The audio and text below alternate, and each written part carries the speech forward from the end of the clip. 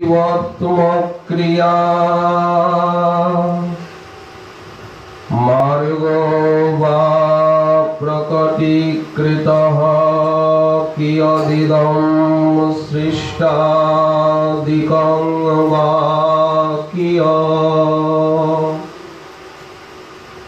मेदिनी उद्धरणादिकं कियदिदं प्रेम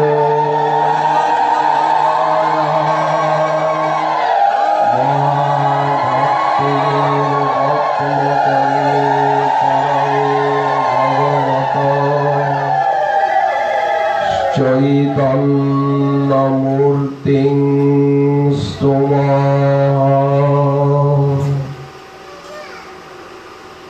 परम करुणाघन विग्रह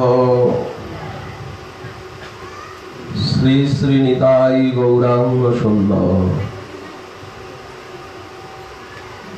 एवं अधम तारण पतित पावन गौर भक्तवृंद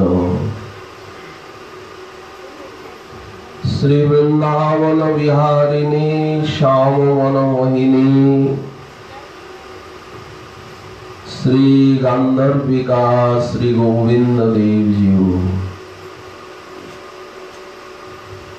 उपस्थित समस्त वैष्णव वृंद भजनमय विग्रह परम पावन गौर भक्तवृंद एवं ममतामयी मातृवृंद भगिनी वृंद सकलेर चरणे जानाई यथायोग्य दंडवत प्रणति आंतरिकता श्रद्धा आरती मिनती आपनादेर कृपाय वा स्नेहाकर्षणे এই দাস আপনাদেরই কৃতদাস আপনাদের সেবক এই যে গৌরমণ্ডল ভূমি গৌর পার্ষদগণের যে লীলাভূমি চৈতন্য চরণ চিন্তামণির বিচরণ ভূমি শ্রী গৌরমণ্ডল ভূমি যেবা জানে চিন্তামণি আমার মনে একটা দূর ধারণা ছিল একটা অভিমান অহংকার দুর্বুদ্ধি বা অজ্ঞান সেটা হচ্ছে আমি মনে ভাবতাম যে বুঝি বৃন্দাবনেই ভক্ত আছে রাধা কুণ্ডেই ভক্ত আছে কারণ আমি এতদিন কুয়োর ব্যাং ছিলাম কুয়োর বাইরের খবর আমার জানা ছিল না যখন আমার শ্রদ্ধাস্পদ পূজ্য যারা গুরুবর্গ আমি যাদের চরণ রেণু হতে অভিলাষ করি জন্মে জন্মে তারা আমাকে এই বাংলাদেশের মহিমা ভক্তি এখানকার ভক্তগণের শ্রদ্ধা প্রীতি আকুতির কথা আমার কাছে বলতেন আমি এমনই পাষণ্ড এমনই নারকী আমার বিশ্বাস হতো না তাই আপনাদের কৃপা আমাকে কানে ধরে আজ আপনাদের চরণে এনে ফেলেছে আজ আপনাদের করুণায় অনুভব করলাম যে ভারতের থেকেও ইন্ডিয়ার থেকেও বাংলাদেশে ভক্তির মাত্রা আরো বেশি যদ্যপি ভারতবর্ষকে ইন্ডিয়াকে হিন্দুস্তান বলা হয় কিন্তু সেটা নামে মাত্র, কামে নয়। আপনাদের মধ্যে যে সাংস্কৃতিক চেতনা, যে হৃদয়ের কোমলতা, যে ভাবনা, যে প্রকাশ বিকাশ, এটা ইন্ডিয়ায় পাওয়া যায় না। ভারতে এই বস্তু মেলে না। আপনাদের যে শ্রদ্ধা, এই জন্যই মহাপুরুষগণ বারবার বারবার আপনাদের কাছে ছুটে আসেন, কারণ আপনাদের স্নেহ তাদেরকে টেনে আনে। অতএব আপনাদের সেবা করবার মতো কি কোনো সামর্থ্য, কোনো যোগ্যতা আমাদের আছে? মনে তো হয় না। তথাপি আপনাদের সেবার নিমিত্ত শ্রীমন মহাপ্রভুর করুণা বা অবদানের কথা আমাদের সর্বস্ব ধন তো শ্রী নিতাই গৌরাঙ্গ সুন্দর। গৌরাঙ্গের দুটি পদ, ওগো যার ধন সম্পদ। মহাপ্রভুর চরণ যুগলকে ধন সম্পদ না করতে পারলে রাস্তা পাওয়া যাবে না তো এই ঘোর জঙ্গলে। কৃষ্ণদাস, গৌরদাস, নিতাই দাস হয়েছি, হতে তো পারিনি, মনে তো হয় না। কারণ হইয়া মায়ার দাস, আমি তো মায়ার দাস। ঠাকুর নরোত্তম তিনি প্রেম ভক্তির মহারাজ, নিত্যানন্দ কৃপা ঘন মূরতি, নিত্যানন্দ আবেশ। উনি বলছেন আমি মায়ার দাস। তাহলে কি আমাদের কোন মুখ দিয়ে ভাষা বের করা উচিত? রাজা মহারাজা যখন বলছে আমি কাঙাল, তো কাঙাল কি বলবে?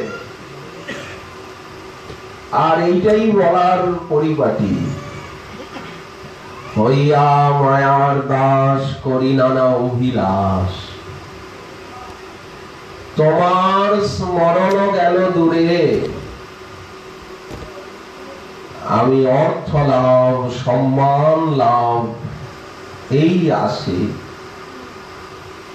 এই যে বেশটা নিয়েছি, এটা তো অর্থ সম্মানের লোভে নিয়েছি।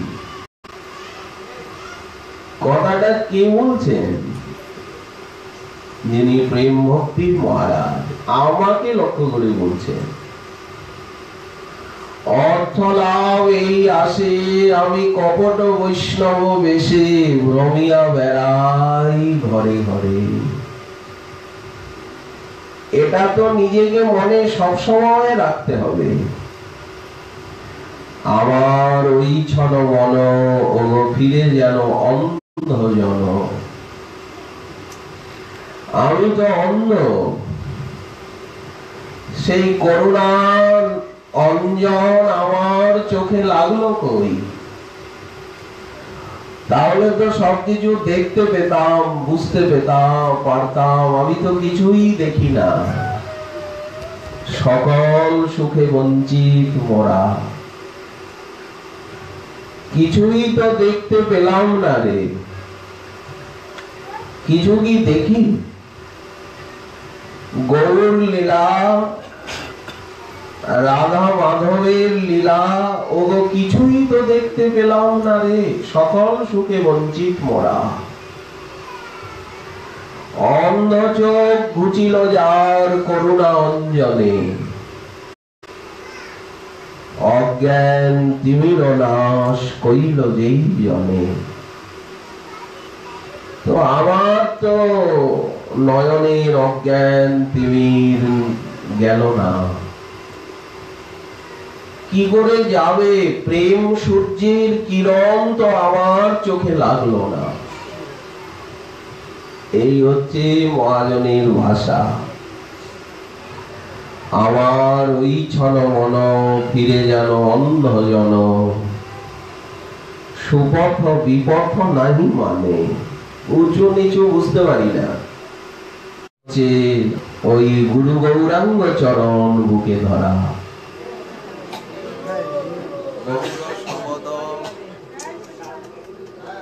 আর গৌর সম্পদ মহাজন বলছেন যে গৌরাঙ্গের দুটি পদ যার ধন সম্পদ। মহাপ্রভুর চরণ যুগলকে যিনি ধন এবং সম্পদ করেছেন, একমাত্র সেই জানে ভগতি রসসার। ভক্তি যে রসসার বা ভক্তি রসের যে চরম সারাৎসার তত্ত্ব, একমাত্র তিনি অবগত হতে পারেন, অন্যে নয়।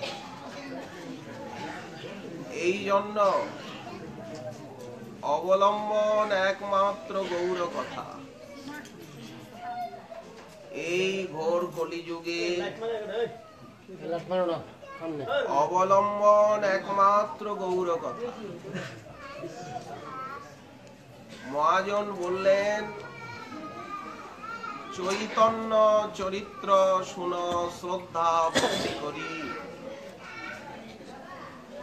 তোমরা শ্রদ্ধা ভক্তির সঙ্গে গৌর কথা, গৌর লীলা শ্রবণ করো। এই গৌর লীলাই হচ্ছে হৃদয় দর্পণের সম্মার্জনী। হৃদয় দর্পণকে মার্জিত করবে গৌর লীলা। লীলার কথা কি? গৌর নাম নিলেই প্রেমোদয় হবে। যে প্রেমের অভাবে আজ জীব এত দুঃখী, যে প্রেমের অভাবে জীব এত দরিদ্র, সেই প্রেম গৌর নামে লাভ হবে। তো যে গৌর নামের এত মহিমা, সেই গৌরাঙ্গের লীলার কত মহিমা। যার নামের এত মহিমা, তার লীলার কত মহিমা, তার সেবারই কত মহিমা, তার ধাম পরিকরেরই বা কত গরিমা। মহাজন বর্ণনা করেছেন, যে গৌরাঙ্গের নাম লয় তার হয় প্রেমোদয়। ওগো, প্রেমোদয় তারই হয়, অন্যের হয় না। যে মধুমাখা গৌর নাম নেয়, সেই তো প্রেম পায়। গৌরাঙ্গের যে মধুরাতি মধুর লীলা, যার কর্ণদ্বার দিয়ে প্রবেশ করে, তারই তো হৃদয় সম্যক নির্মল হয়, নাকি সবার হয়? যে গৌরাঙ্গের মধুর লীলা যার কর্ণে প্রবেশিলা, হৃদয় নির্মল ভেল তার, হৃদয় তারই নির্মল হয়, অন্যের হয় না। তো ভাগবতের সার হচ্ছে কৃষ্ণ লীলা। শ্রীমদ ভাগবতের পরম তাৎপর্য কি? ভাগবত কি জন্য রচিত? শ্রীকৃষ্ণ লীলাকে জানাতেই শ্রীমদ ভাগবতের আবির্ভাব। কৃষ্ণের স্বয়ং ভগবত্তা, কৃষ্ণ তত্ত্ব, কৃষ্ণ লীলা মাধুরী জানাতেই ভাগবতের আবির্ভাব। ভাগবতের চরম লক্ষ্যই হচ্ছে ভক্তি, ভক্ত, ভগবান। সেই ভগবানের ভিতরে স্বয়ং ভগবানকে, জগতের মানুষ ভগবানকে জানে, কিন্তু স্বয়ং ভগবানকে তো জানে না। আর ভগবানেরই যে বিলাস বৈচিত্র্য, ব্রহ্ম আত্মা, ব্রহ্ম এবং পরমাত্মা, এইটাই বা কে জানে? ওই জন্য ব্রহ্ম, আত্মা, ভগবান সাধারণত আগে উপাসক সমাজ প্রায় করে ব্রহ্মবাদী, পরমাত্মবাদী, কদাচিৎ কচিৎ ভক্ত সমাজ তারা ভগবত আরাধনা করেছে। ভক্ত সংখ্যা তো চিরদিনই বিরল, আজ বলে নয়। জগতে কর্মী, জ্ঞানী, যোগী এদের সংখ্যাই গরিষ্ঠ, ভক্ত সংখ্যা অতি বিরল। কারণ ভগবত তত্ত্ব দুর্গেয় সেই ভগবানের ভিতরেও যে স্বয়ং ভগবান, এই স্বয়ং ভগবত তত্ত্ব ভাগবত প্রকাশ করছেন। এমনকি যে শ্রীকৃষ্ণ স্বয়ং ভগবান, সেই স্বয়ং ভগবানের ভিতরেও আবার পূর্ণতর, পূর্ণ, পূর্ণতর, পূর্ণতম, পূর্ণকল্প কৃষ্ণ তত্ত্বের ভিতরেই বৈচিত্র্য আনছেন। ভগবত তত্ত্বের ভিতরে কৃষ্ণ তত্ত্ব, কৃষ্ণ স্বয়ং ভগবান, আবার পূর্ণ, পূর্ণতর, পূর্ণতম, পূর্ণকল্প। এই যে কৃষ্ণ তত্ত্বের বৈচিত্র্য, ভগবত তত্ত্বের ভিতরে কৃষ্ণ তত্ত্বের বৈচিত্র্য, আবার শক্তি তত্ত্বের বৈচিত্র্য। শক্তি, শক্তিমান, অভেদ, সেই শক্তি তত্ত্বের ভিতরে আবার সর্বোপরি ব্রজাঙ্গনা, আবার ব্রজাঙ্গনাগণের ভিতরে শিরোমণি শ্রী বৃষভানুনন্দিনী শ্রী রাধা। কে জানত? শ্রীমদ্ ভাগবত অধ্যয়নে এগুলি জানা যায়। আবার ভক্ত তত্ত্ব, বৈকুণ্ঠে যারা আছেন তারাও তো ভক্ত। অযোধ্যা, দ্বারকা, মথুরা সর্বত্রই তো ভক্ত, তারা তো সেবা করছেন প্রাণ ঢালা। কিন্তু সর্বোপরি বৃন্দাবন ধাম, এই যে ধাম তত্ত্ব, সেই ধামে আবার চতুর্বিধ পরিকর ব্রজে দাসগণ আছেন, সখাগণ আছেন, মাতা পিতা আছেন, প্রেয়সীগণ আছেন। তারা যেভাবে ভাব পরিপাটির সঙ্গে শ্রী গোবিন্দের সেবা করেন, আর গোবিন্দ তাদের প্রেমাধীন তত্ত্ব হয়ে যেভাবে সেই প্রেম সেবা গ্রহণ করেন, এগুলি তো শ্রীমদ্ ভাগবতেই বর্ণনা এর। এই জন্য মহাজন বললেন, ভাগবত হইতে সর্বতত্ত্ব জানি। শ্রীমদ্ ভাগবতের আবির্ভাব বা প্রকাশ এই জন্যই। তো বলবার তাৎপর্য,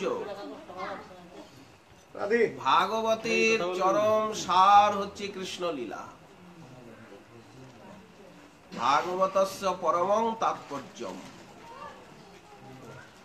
সর্বোপরি গোপী সঙ্গে গোপীনাথের যে লীলা, ভাগবতের চরম সার। গোপী সঙ্গে গোপীনাথের রাসাদি বিলাস। আচ্ছা, এই যে ভাগবত সার যে কৃষ্ণ লীলা, রাম, নৃসিংহ, বামন, বরাহ ইত্যাদি লীলার ভিতরেও কৃষ্ণ লীলা। কারণ কৃষ্ণের যতেক খেলা সর্বোত্তম নরলীলা। বরাহ লীলা, কুর্মলীলা তো নরলীলা নয়। বরাহদেব তো নরলীল নয়, কুর্ম ভগবানও নরলীল নন। এই জন্য বলা হলো নারায়ণ নরলীল নন, কারণ সেখানে ঐশ্বর্যের প্রাধান্য। মানুষ কি সাপের উপরে শুয়ে থাকে? সর্বোত্তম নরলীলা। নর বপুটাই হচ্ছে তার প্রকৃত স্বরূপ। চতুর্ভুজ, অষ্টভুজ আদি এগুলি আগন্তুক আছে, সাংসে, বিলাসে, প্রাভবে, বৈভবে, কিন্তু তার একান্ত স্বরূপ হচ্ছে এই দ্বিভুজ। এই জন্য নরবপু তাহারও স্বরূপ। নরবপুই তো তার প্রকৃত স্বরূপ। আর চতুর্ভুজ আদি রূপ এগুলি তো কার্যবশত উনি স্বীকার করেন। এই জন্য তার একান্ত স্বরূপ হচ্ছে এই নরবপু। নরবপুর ভিতরেও মথুরা দ্বারকায় নয়, দ্বারকানাথ মাঝে মাঝে চতুর্ভুজ প্রকাশ করেন। গোপবেশ, এই যে গোপবেশ আবার বেণুকর, ইনি আরাধ্য তত্ত্ব। সর্বত্র দেখবেন বেণু আছে। সেই কুরুক্ষেত্রের রণাঙ্গনে যে চক্র নিয়ে দাঁড়িয়ে রয়েছেন, বা তত্র বেত্র পানি, অশ্ববলগা আর চাবুক আছে, সেই প্রপন্ন পারিজাত গীতামৃত দহন কর্তা, তিনিও আমাদের আরাধ্য তত্ত্ব নন। আরাধ্য ভগবান ব্রজেশস্তনয়, উনি তো দেবকীনন্দন অভিমান করেন। উনি তো বাসুদেব, একমাত্র ব্রজ মহেন্দ্র নন্দন বা ব্রজরাজ নন্দন শ্রীকৃষ্ণ।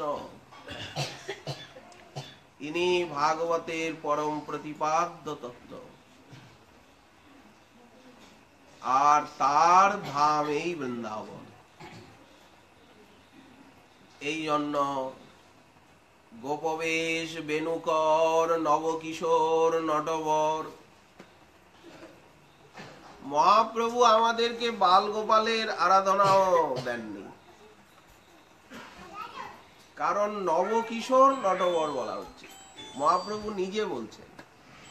সনাতন গোস্বামী পাদকে সম্বন্ধ তত্ত্ব বা ভগবত তত্ত্বের চরম ব্যক্তি, চরম সীমা দেখাচ্ছেন। তার ঐশ্বর্য বলে মাধুর্য বলছে। তো ঐশ্বর্য হচ্ছে জগৎ, স্বরূপ হচ্ছে জগৎ ব্যাপকতা। ভগবানের ভিতরে আছে কি? স্বরূপ, ঐশ্বর্য এবং মাধুর্য। স্বরূপ বলতে জগৎ ব্যাপকতা, যাকে ব্রহ্ম বলা হয়, তার বিভূতি। জগৎ ব্যাপক হরি, এটা তার স্বরূপ। আর ঐশ্বর্য কি না অনন্য সাধারণ অসমর্থ যে তার প্রভুতা সকলকে বশ করে রেখেছে। এই অজভব আজ্ঞাকারী সমস্ত দিকপাল লোকপাল আব্রহ্ম ভুবন স্তম্ভকে নিজের অধীনে রেখেছেন। সরৈশ্বর্য নিকেতন অসমর্থ প্রভুতা বিশিষ্ট। এই জন্য এটা একে তার ঐশ্বর্য বলা হলো। গৌড়ীয় বৈষ্ণব তারা স্বরূপের উপাসক নন, স্বরূপের উপাসক জ্ঞানী যোগী, পরব্রহ্ম পরমাত্মা জ্ঞান প্রবীণ। ঐশ্বর্যের উপাসনাও মহাপ্রভু প্রচার করেন। ওটা তো জগৎগুরু রামানুজাচার্য মধ্যাচার্য পাদ তারা করেছেন। নারায়ণের উপাসনার প্রচার, বিভূতির বর্ণনা। উনি নিজেই গীতায় অর্জুনকে বিভূতির বর্ণনা দিলেন, দেখালেনও তাকে বিশ্বরূপ। কিন্তু তাতে অর্জুনের হৃদকম্প হলো যখন তার সেই সৌম্য মানুষ বপু দর্শন করলেন, তখন প্রকৃতিস্থ হলেন। ভগবান বললেন, আমার এই যে মানুষ রূপ, এটা দেবতাগণ দেখতে আকাঙ্ক্ষা করেন, অত্যন্ত সুদূর দর্শক। এই তুমিই দেখলে। গীতায় যে বিশ্বরূপ দর্শন, তাতে বিশ্বরূপের থেকে চতুর্ভুজের মহিমা বেশি বলা হচ্ছে, ভগবান নিজে বলছেন। আবার চতুর্ভুজের থেকে উনি যখন দ্বিভুজ হলেন, তখন তার মহিমা আরো বেশি বলা হচ্ছে, ভগবান নিজে বলছেন। আর অর্জুনও প্রকৃতিস্থ হলেন, বলে হ্যাঁ এইবার আমি শান্ত হলাম। কি ভয় লাগছিল, কিরকম অধৈর্য হয়ে পড়েছিলাম, কিরকম ব্যাকুল এই রূপ দেখে তোমার। এই জন্য সর্বোত্তম নরলীলা পার্ষদগণই প্রমাণ করছেন। তো এই মহাপ্রভু আমাদেরকে আনলেন মাধুর্যের উপাসনার দিকে। জগতের সাধক সমাজ, বৈষ্ণব সমাজের দৃষ্টি আকর্ষণ করলেন মাধুর্য মূরতি শ্রী নন্দনন্দন আনন্দকন্দ গোবিন্দের আরাধনার দিকে। এইভাবে বিশুদ্ধ মাধুর্যের বর্ণনা বা মাধুর্যের আরাধনা ইতিপূর্বে কেউ প্রচার করেননি। নিজে দক্ষিণ ভারতের থেকে ব্রহ্মসংহিতা এবং কৃষ্ণ কর্ণামৃত পুঁথি লিখিয়ে আনলেন। ওখানে গিয়ে পুঁথি দুটি শুনে ওনার বড় ভালো লাগলো। উনি নিয়ে এলেন, কারণ ব্রহ্মসংহিতায় কৃষ্ণের ঐশ্বর্য সৌন্দর্য মাধুর্যের বর্ণনা সংক্ষেপে, ওটা ৫ম অধ্যায় মাত্র, আরো অধ্যায় আছে। ওই ৫ম অধ্যায়টা মহাপ্রভুর বড় ভালো লাগলো। পুরোটা তো আর আনতে পারলেন না। আর কৃষ্ণ কর্ণামৃতে বিশুদ্ধ মাধুর্যের বর্ণনা, ওখানে তাও ঐশ্বর্য আছে, স্বরূপের কথা আছে। এবং ভক্তগণকে আদেশ করলেন, যখন রথযাত্রার সময় গৌড় দেশবাসী ভক্তগণ গেলেন, বাসুদেব দত্ত আদি, প্রভু নিজে বলছেন যে তোমাদের জন্য দুখানা অপূর্ব গ্রন্থ এনেছি। আমার মন যেটা চায়, যে কথা বলতে চায়, সেই আমার উদ্দেশ্য লক্ষ্য অভিপ্রায় এই দুই গ্রন্থখানিতে একেবারে সুস্পষ্টভাবে মিলবে। বাসুদেব দত্তকে বলছেন তুমি লিখে নাও, অমুকের কাছে আছে গ্রন্থ দুটো, তোমরা লিখে নাও সকলে। কৃষ্ণের সৌন্দর্য মাধুর্য অবধি এই মহাপ্রভুর মহাদান। সেই জানে বোঝে যে কর্ণামৃত পরে নিরবধি।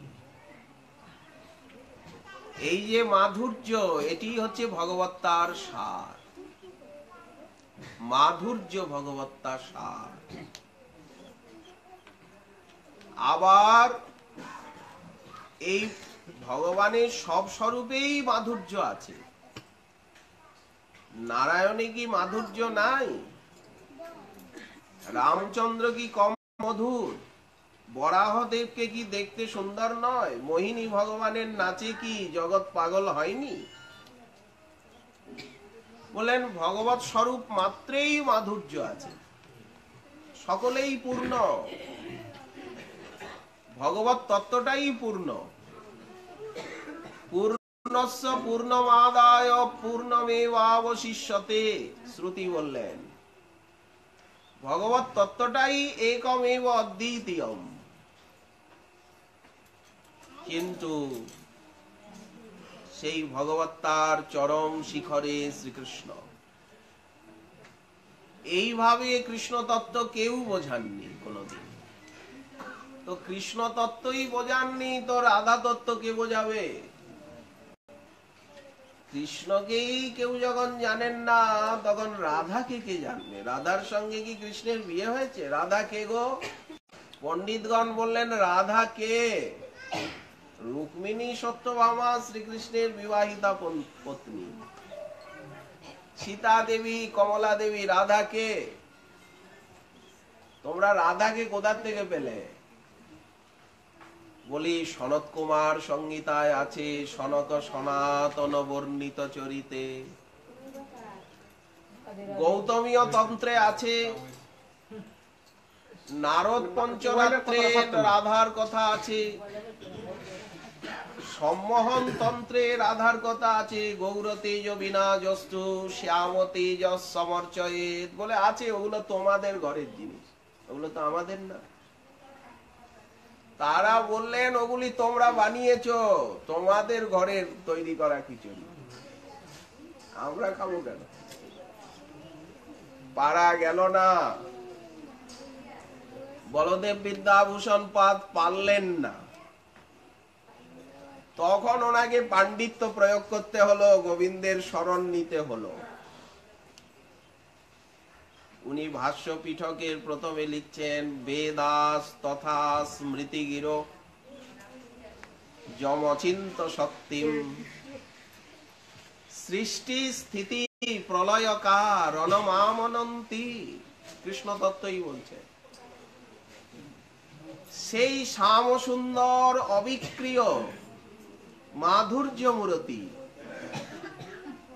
গোবিন্দ ভাষ্যের পরিপোষক গ্রন্থ সিদ্ধান্ত রত্নের মঙ্গলাচরণ শ্লোক। উদ্দেশ্য কি? ওই কৃষ্ণ তত্ত্ব বলা। আর যখন শ্যাম সুন্দর বলেছেন, তখন রাধারানী এসে গেছেন। আর রাধাকে স্থাপন করবার জন্যই তো ভাষ্য লেখা। কারণ গোবিন্দের উপাসনা নিয়ে তো বিতর্ক ওঠেনি, বিতর্ক উঠেছে রাধাকে। রাধার সঙ্গে কৃষ্ণের উপাসনা হবে কেন? সমস্যাটা তো রাধাকে নিয়ে, কৃষ্ণকে নিয়ে তো না। অথচ শ্রীকৃষ্ণ না এলে রাধা আসতে পাচ্ছেন না। শক্তিমান না এলে শক্তি দাঁড়াবে কোথায়? কার বামে দাঁড়াবে? কার আশ্রয়ে থাকবে শক্তিমান? শক্তি কার আশ্রয়ে থাকবে? শক্তিমানের। আবার শক্তিমানের শক্তিমত্তা কাকে নিয়ে? শক্তিকে নিয়ে। কিন্তু এত বিচার বিশ্লেষণ, এত সূক্ষ্মাতি সূক্ষ্ম সাধন জগতের অভ্যন্তরে অনুপ্রবেশ ইতিপূর্বে কারো মেধা বুদ্ধি অত দূর যায়নি। ওই জন্য প্রবোধানন্দ সরস্বতী পাদ বললেন, বৃন্দাবন মহামাধুরীষু কস্যবা প্রবেশ কো বা জানাতি রাধাং পরম রস চমৎকার মাধুর্য সীমাম। গোবিন্দকেই কেউ জানে না, তো রাধাকে কি করে জানে? আর ব্রজধাম বৃন্দাবনকেই বা কে জানবে? গয়া, কাশী, বারাণসী, বদরিকাশ্রম, শ্বেতদ্বীপ, সেতুবন্ধ, শ্রীরঙ্গম, এই কাশী, কাঞ্চি, অবন্তী, মায়া, বৃন্দাবনের মহামহিমা কে জানবে? আর প্রেম বলি নাম অতি অদ্ভুত, বল শ্রুত হইত কার কানে? কই কেউ তো প্রেমের কথা বলেননি। জগৎগুরু বৈষ্ণবাচার্য, যমুনাচার্য তারা চতুর্বিধ মুক্তির কথাই বলেছেন। শ্বেতদ্বীপপতির আরাধনা। জগৎগুরু মধ্বাচার্য পাদ তিনিও নারায়ণেরই উপাসনা বলেছেন। বৃন্দাবনের কথা কেউ বলেননি। হ্যাঁ বলেছেন, বলেননি তা নয়। তবে কৃষ্ণকে বললেন নারায়ণের অবতার কৃষ্ণ। কৃষ্ণকে নারায়ণী কৃষ্ণ রূপে জন্ম নিয়েছে। রাধাটাকে বললেন লক্ষ্মী দেবীর একটা অংশই রাধা। অথচ ব্যাপারটা কিন্তু সম্পূর্ণ উল্টো। প্রাক চৈতন্য যুগের যে ধ্যান ধারণা, উপাসনা, বাচন ভঙ্গি, সিদ্ধান্ত উপস্থাপনের যে প্রক্রিয়া,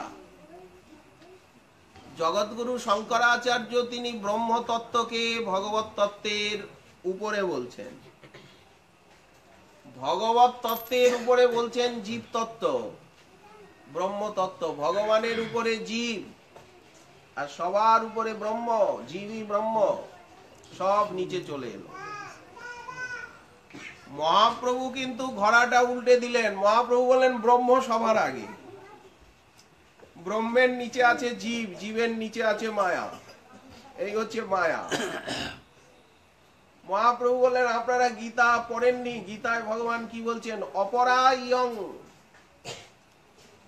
এই মায়া বা প্রকৃতি আমার অপরা শক্তি। অপরিয়ং মিতস্তম্যাং প্রকৃতিং বিদ্ধি। এখন পরাং, এই অপরা প্রকৃতি যে মায়া, এই মায়ার থেকেও শ্রেষ্ঠা যে পরা প্রকৃতি, তাহলে মায়া শক্তি, তার উপরে জীব শক্তি। সেটা কি বলেন? জীবভূতাম। আমার পরাশক্তি হচ্ছে জীবভূতাম। তাহলে মায়া শক্তির থেকে জীব শক্তি শ্রেষ্ঠ। অথচ শঙ্করাচার্য পাদ তারপরে জয়েদং ধার্যতে জগৎ, যে জীব শক্তির দ্বারা আমি সারা জগৎকে ধরে আছি, মানে জীব সর্বত্র। যদি জীব না থাকে তাহলে জগৎ কাকে নিয়ে? এই যে এত ঘর দুয়ার, যদি মানুষ না থাকে তাহলে ঘরগুলো ভূতে বাস করবে নাকি সাপ কোপে? আচ্ছা, আমি হচ্ছি মায়া শক্তি এবং জীব শক্তির প্রভু, পিতামহ, ধাতা। আমি পবিত্র ওঙ্কার। বেদৈশ্চ সর্বৈর অহমেব বেদ্য। অহম, আমি, এব, সকলকে বাদ দিয়ে দিল। জীব শক্তি নয়, মায়া শক্তি নয়। বেদৈশ্চ সর্বৈর অহমেব বেদ্য। আমি সমস্ত শাস্ত্র বানিয়েছি, বেদান্ত কৃত। শাস্ত্রের রহস্য আমি একমাত্র জানি। বেদ বিদেব চ অহম। উনি বারবার বুকে আঙ্গুল দিয়ে বলছেন। আচ্ছা, শঙ্করাচার্য পাদ সেই গীতারই ব্যাখ্যা করেছেন, তখন ওই শ্লোকগুলোর উনি সুন্দর ব্যাখ্যা করেছেন। কিন্তু যখন দার্শনিক সিদ্ধান্ত উনি বলছেন, তখন ভগবত তত্ত্বের উপরে জীব তত্ত্বকে নিয়ে গেছেন। আর জীবকে বলেছেন ব্রহ্ম। এই ব্রহ্মই হচ্ছে সবার উপরে। ঘোল ঘেটে গেল। কিন্তু মহাপ্রভু বললেন যে ব্রহ্ম তত্ত্ব তো সবার নিচে আছে। মায়া তত্ত্ব, মায়ার উপরে জীব, তার থেকে শ্রেষ্ঠ। জীবের উপরে ব্রহ্মতত্ত্ব, ব্রহ্মতত্ত্বের উপরে পরমাত্ম তত্ত্ব, পরমাত্ম তত্ত্বের উপরে ভগবত তত্ত্ব। মহাপ্রভু দেখাচ্ছেন সিঁড়ি। তোমরা এরকম উল্টে দিলে কেন? তোমরা কলসিটাকে উল্টে দিলে। মুখটা নিচের দিকে এসে গেল, এত বৃষ্টি হচ্ছে কলসির ভিতরে আর জল ঢোকে না, উল্টানো আছে। মহাপ্রভু এসে কলসিটাকে চিৎ করলেন, বললেন দাঁড়ান মহাশয়, ব্রহ্মের উপরে পরমাত্মা, কেন ব্রহ্ম নহি প্রতিষ্ঠা হম, তার উপরে ভগবান।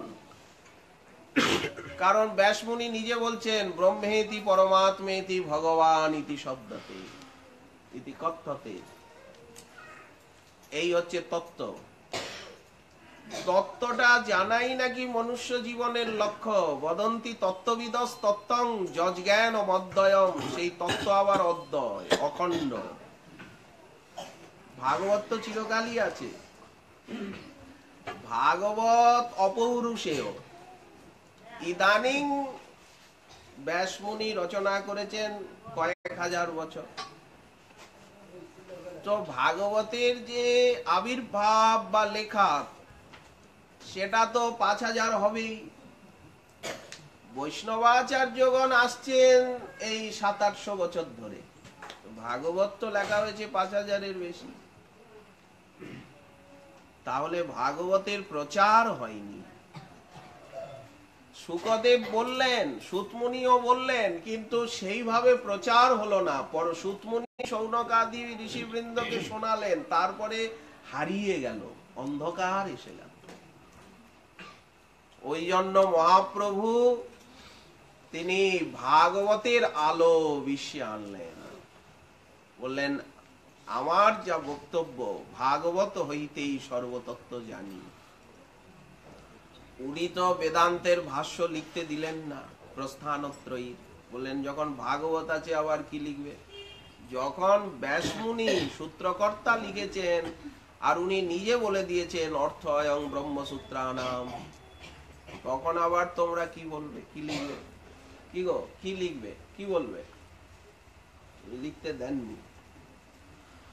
উনি নিজেই ব্রহ্মসূত্রগুলির ব্যাখ্যা করেছেন সার্বভৌম ভট্টাচার্যের কাছে, প্রকাশানন্দ সরস্বতীর কাছে উনি ব্রহ্মসূত্রের ব্যাখ্যা করেছেন, কিন্তু লিখতে দেননি। বলে কেন? বলেন ব্যাসের উপরে কলম ধরবে, পাণ্ডিত্য প্রকাশ করবে। শ্রীধর স্বামীর উপরে একটু কলম চালাতে গিয়েছিলেন বল্লভ ভট্ট মহোদয়। মহাপ্রভু বললেন জগৎগুরু শ্রীধর স্বামী, তার প্রসাদে ভাগবত জানি, শুদ্ধ ভক্তি জানি, তুমি তার উপরে আবার লিখতে যাও? স্বামীকে মানো না। এই হচ্ছে মহাপ্রভুর মর্যাদা রক্ষণ বুদ্ধি। আজ ভগবান ভক্ত হয়ে এইভাবে শাস্ত্র মর্যাদা, ভক্ত মর্যাদা দেখাচ্ছে। অদ্ভুত শ্রীমন মহাপ্রভুর এই লীলা। তো কৃষ্ণ তত্ত্ব, সেই ভগবত তত্ত্বের উপরে হচ্ছে স্বয়ং ভগবান। কৃষ্ণ স্বয়ং ভগবান, অসমর্থ অনন্ত মহিমার মহাসাগর। তো স্বয়ং ভগবান শ্রীকৃষ্ণ,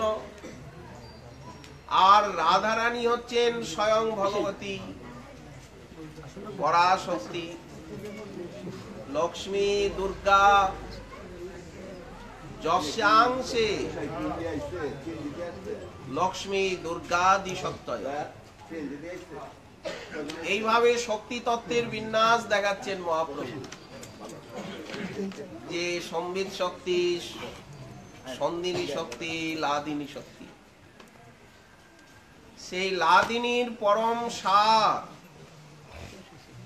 হচ্ছে প্রেম, প্রেমের পরম সার হচ্ছে ভাব, ভাবের পরম সার মহাভাব জানি। সেই মহাভাব স্বরূপা শ্রী রাধা ঠাকুরানী। এই যে রাধা শক্তি তত্ত্বের বিচার, যেমন আমরা বললাম ভগবত তত্ত্বের বিচার। ভগবত তত্ত্বের নিচে রয়েছে পরমাত্মা তত্ত্ব, তার নিচে ব্রহ্ম তত্ত্ব, তার নিচে জীব তত্ত্ব, তার নিচে মায়া তত্ত্ব, এই যে সিঁড়ি। আবার শক্তি তত্ত্বের ভিতরে চিৎ শক্তি, সন্দিনী শক্তি, লাদিনী শক্তি। এই জ্ঞান শক্তি, আধার শক্তি আর লীলা শক্তি, আনন্দিনী শক্তি। এই আনন্দিনী শক্তি বা লাদিনী শক্তির বৈভবই হচ্ছে অনন্ত কমলা। আবার কমলাগণের ছায়া হচ্ছে দুর্গা। ব্রহ্মসংহিতা স্পষ্টভাবে বললেন, যস্যাগ গয়া ভুবনানি বিভর্তি দুর্গা। কে দুর্গা? কে এই দেবীরা? ব্রহ্মসংহিতা তাদের তত্ত্ব বলছেন যে শ্রীকৃষ্ণের আজ্ঞায় এই ভুবনকে পালন করছেন এই দেবী ধাম।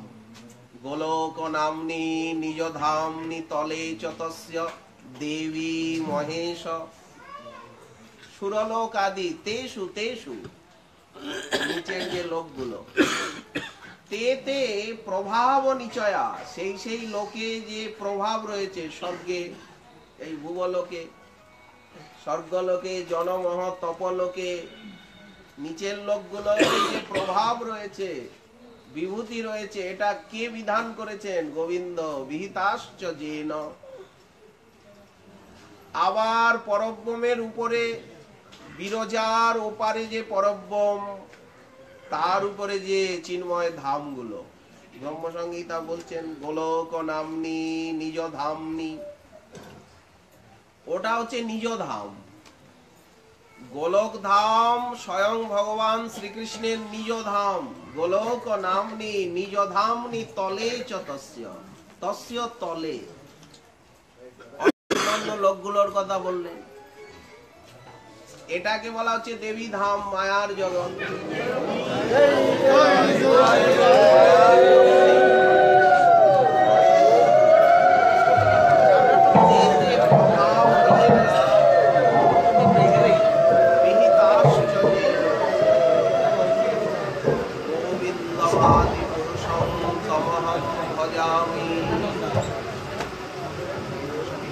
সর্বোপরি যে গোলক ধাম, আর গোলকের নিচে এই যে মথুরা, দ্বারকা, অযোধ্যা, বৈকুণ্ঠ, বিরজা, তার নিচে যে আবরণগুলি, প্রকৃতির অষ্টাবরণ, তারপরে এলো ব্রহ্মাণ্ড, সত্যলোক, জনম তপ, এই যে স্বর্গ, ভুব, ভূ, পৃথিবী, আর নিচে যে অতল, বিতল, রসাতল, মহাতল, পাতাল আদি শঙ্কর্ষণ ভগবান। ব্রহ্মসংহিতা বলছেন এই এই লোকের যে বৈভব, মায়ার জগৎ এবং চিৎ জগৎ, সর্বোপরি শ্রীগোলক ব্রজলোক ধাম, শ্বেতদ্বীপ শ্রী বৃন্দাবন নাম, গোলক নামনি নিজ ধামনি তলে চতস্য তেতে প্রভাব নিচয়া। সেই সেই ধামে যে প্রভাব, ঐশ্বর্য, মাধুর্য, বিভূতি, বিহিতাশ্চ যেন, এগুলি কে করলেন? না ওই শ্রীকৃষ্ণ। গোবিন্দমাদি পুরুষং তমহং ভজামি, সেই আদি পুরুষ শ্রী গোবিন্দের ভজন করি। তেমনি এটা তো ধাম তত্ত্ব বলা হলো। শক্তি তত্ত্বের বিচার বিশ্লেষণে মহাপ্রভু মায়া শক্তির থেকে জীব শক্তি শ্রেষ্ঠ, জীব শক্তির থেকে স্বরূপ শক্তি শ্রেষ্ঠ, স্বরূপ শক্তির ভিতরেও আবার চিৎ শক্তি বা জ্ঞান শক্তি, তার থেকে আধার শক্তি, যাকে সন্ধিনী বলা হলো, মাতা পিতা শয্যা স্বগৃহ আর ধাম পরিকর, যে শক্তির বৈভব সেবার উপকরণ, এসব কৃষ্ণের শুদ্ধ সত্যের বিকার। যে যোগমায়ার কথা বলা হলো, ইনিও চিৎ শক্তি। মায়া শক্তি তো যোগমায়া নয়। যোগমায়া কাকে বলে? কবিরাজ গোস্বামী পাদ যোগমায়ার সংজ্ঞা দিচ্ছেন, নিজে বলছেন সনাতন গোস্বামী পাদকে, যোগমায়া চিৎ শক্তি। তাহলে মায়া শক্তিকে যোগমায়া বলা হয় না। এই চিৎ শক্তির পরিভাষা কি? বলেন বিশুদ্ধ সত্য পরিণতি। বিশুদ্ধ সত্যের পরিণতি যে চিৎ শক্তি, সেই চিৎ শক্তি হচ্ছেন যোগমায়া সেবিকা। তারই ছায়া রূপা মহামায়া। এই মহামায়াই হচ্ছেন দেবী দুর্গা। যস্যা গয়া ভুবনানি বিভর্তি দুর্গা।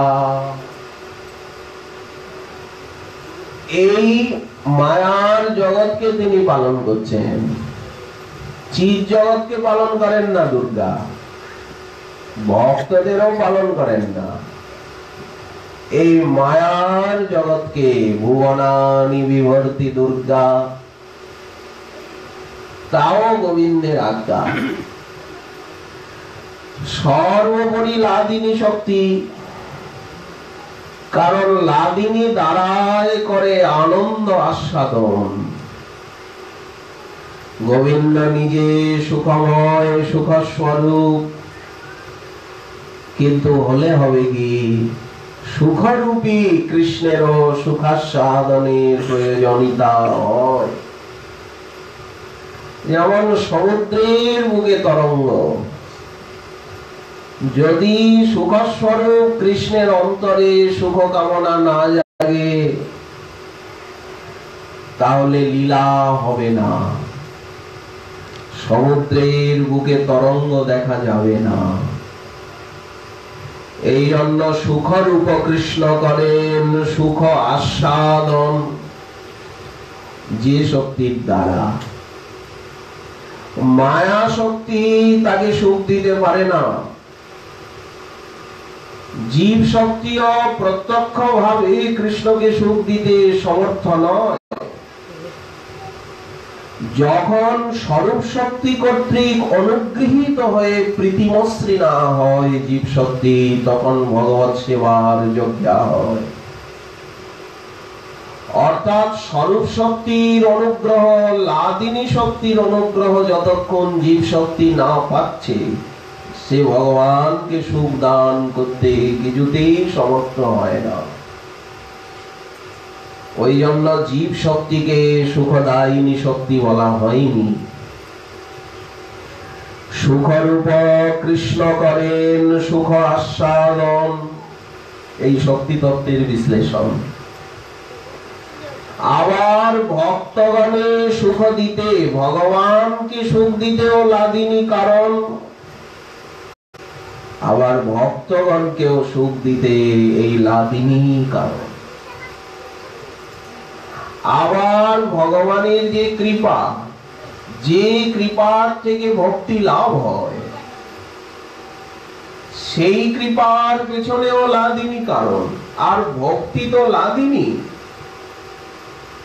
লাদিনীর সারের নামই তো ভক্তি। ভক্তির ভিতরে আছে কি? জ্ঞান সার আর আনন্দ সার,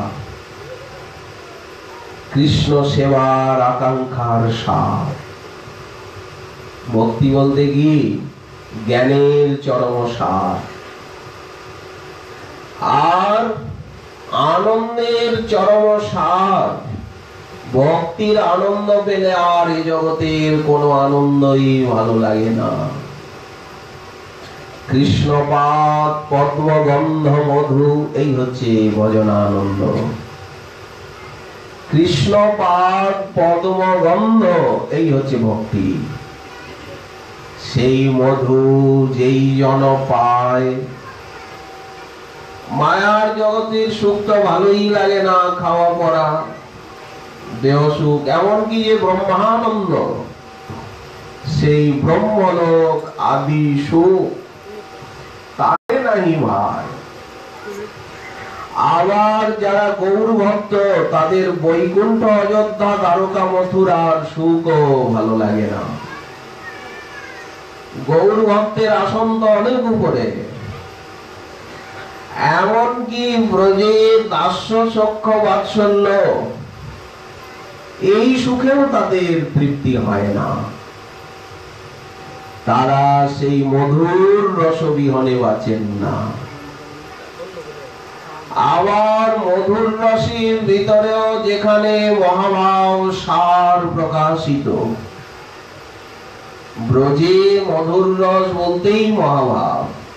দাস সখা মাতা পিতা, তাদের ভিতরে মহাভাব নেই, কারণ মহাভাবের জাতি আলাদা। মধুর রস না হলে মহাভাব হবে না, প্রেম। আবার সেই মধুরের ভিতরেও ঐশ্বর্য জ্ঞান থাকলে হবে না। আবার পরকীয়া ভাব ছাড়া মধুর প্রেম কখনোই মহাভাব হবে না। এই জন্য রুক্মিণী সত্যভাবাদিতে মহাভাবের সত্তা নেই, দ্বারকার মহিষীতে একমাত্র ব্রজবল্লভীগণে। সেই ব্রজাঙ্গনা শিরোমণি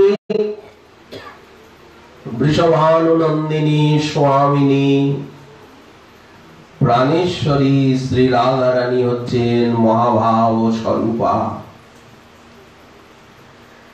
প্রেমের পরম সার মহাভাব জানি, সেই মহাভাব স্বরূপা শ্রী রাধা ঠাকুরানী। এই শক্তি তত্ত্বের চরম বিশ্লেষণ। মহাভাব চিন্তামণি রাধার স্বরূপ। ভক্তি মাত্রেই তো চিন্তামণি, ভক্তি কি চিন্তামণি নয়? বলছেন সেই চিন্তামণির পরম সার হচ্ছে মহাভাব। মহাভাব কার কাছে চিন্তামণি? বলেন গোবিন্দের কাছে চিন্তামণি। গোবিন্দ যা যা চিন্তা করেন, এই মহাভাব সেই চিন্তার বস্তুকে তাকে দেয়। মহাভাব চিন্তামণি রাধার স্বরূপ। ললিতাদি সখিতার কায়ব্যূহ রূপ। ললিতাদি সখীগণ রূপমঞ্জরী আদি মঞ্জরীগণ রাধারানীরই কায়ব্যূহ, রাধারানীরই প্রতিরূপ, তারই শ্রীমূর্তি। রাধার স্বরূপ কৃষ্ণ প্রেম কল্পলতা। রাধা তত্ত্ব তো ইতিপূর্বে কেউ বলেনি। আমরা বললাম যে রামানুজীয় বৈষ্ণবগণ বললেন রাধাটাকে, কে এই রাধা? সীতা নয়, লক্ষ্মী নয়, রুক্মিণী নয়, সত্যভামা নয়, রাধা। এই লাভ দিয়ে রাধাটা কোথার দিকে এলো মাঝখানে দুম করে? এই রাধাকে নিয়েই তো গোলমাল। তো কত দুর্গেয় কোবা জানাতি রাধাং পরম রস চমৎকার ও মাধুর্য সীমাম। ললিতাদি সখিতার কায়ব্যূহ রূপ। রাধার স্বরূপ কৃষ্ণ প্রেম কল্পলতা। সখীগণ হন তার পল্লব পুষ্প পাতা। কৃষ্ণ লীলামৃতে যাবে লতাকে সিঞ্চয়। লতার গোড়ায় যদি জল ঢালা যায় তো দেখবেন পাতাগুলো চকচক চকচক করছে। বোঝা যায় যে লতা আনন্দিতা, প্রফুল্লিতা, পুষ্পিতা, ফলিতা। দেখলেই বোঝা যায় লতাটা। তেমনি পাতাগুলো দেখলে যেমন লতার আনন্দ ধরা পড়ে, কিরকম শুকিয়ে গিয়েছিল, জল দেওয়া হলো, এখন কিরকম লতা তরতাজা হয়ে বাড়ছে। কৃষ্ণ যখন লীলামৃতের দ্বারা এই প্রেম ও কল্পলতা রাধাকে সিঞ্চিতা করেন, তখন রাধার যে আনন্দ হয় তার থেকে কোটি গুণ আনন্দ সখী মঞ্জুরিগণের হয়। কেন বলেন? রাধা তো কৃষ্ণ মাধুর্য উপভোগ করেন, আর সখী মঞ্জুরিগণ যুগল মাধুর্য অনুভব করেন। যুগল চরণ সেবা, রাধা রানীর দেহ মন প্রাণ তো কৃষ্ণ মাধুর্য রস সায়রে মগ্ন, আর সখী মঞ্জুরিগণের মন প্রাণ ইন্দ্রিয় তো যুগল মাধুরীতে মগ্ন। তাহলে বেশি, উনি এককে নিয়ে আছেন আর এরা দুইকে নিয়ে। এই জন্য বলা হলো যুগল চরণ সেবা। একা কৃষ্ণের আরাধনা না, নারায়ণ রাম নৃসিংহ বামনের আরাধনা তো নয়, কোন দেব দেবীর আরাধনা তো নাই, ওটা তো নাই। এমনকি ব্রহ্ম পরমাত্মার কথাও নাই। আছে কি? বললেন যুগল চরণ সেবা। যুগল চরণ ধেওয়া, যারা একা কৃষ্ণের উপাসনা করেন তারা দাম্ভিক কপটী, তাদের অপবিত্র সান্নিধ্যে আমি কখনো যাই না, যাব না। আর যারা প্রেম নমিত চিত্তে রাধা মাধবের আরাধনা করেন, আমি তাদের নিত্য চরণ যুগল অনুরাগ ভরে ধৌত করে সেই চরণামৃত পান করি, শিরে ধারণ করি। রঘুনাথ দাস গোস্বামী পাদ বলছেন, এটা আমার প্রতিজ্ঞা। অন্য ভগবৎ স্বরূপের আরাধকের কথা আমি জানি না, তারা আমার মাথার উপরে। ব্রহ্মানন্দাইক বাধা কতিচল, কেউ ব্রহ্মানন্দ নিয়ে আছেন থাকুন, কেউ ভগবত বন্দনানন্দ বক্তা, এরা হচ্ছেন নারায়ণ উপাসক আদি। সবসময় প্রণামই করছেন, প্রণামই করছেন। বাপরে বাপ, এত ঐশ্বর্য, এদিকে প্রণাম, ওদিকে প্রণাম, চতুর্দিকে প্রণাম। লোকে দেখবেন প্রণাম করতে এরকম করে,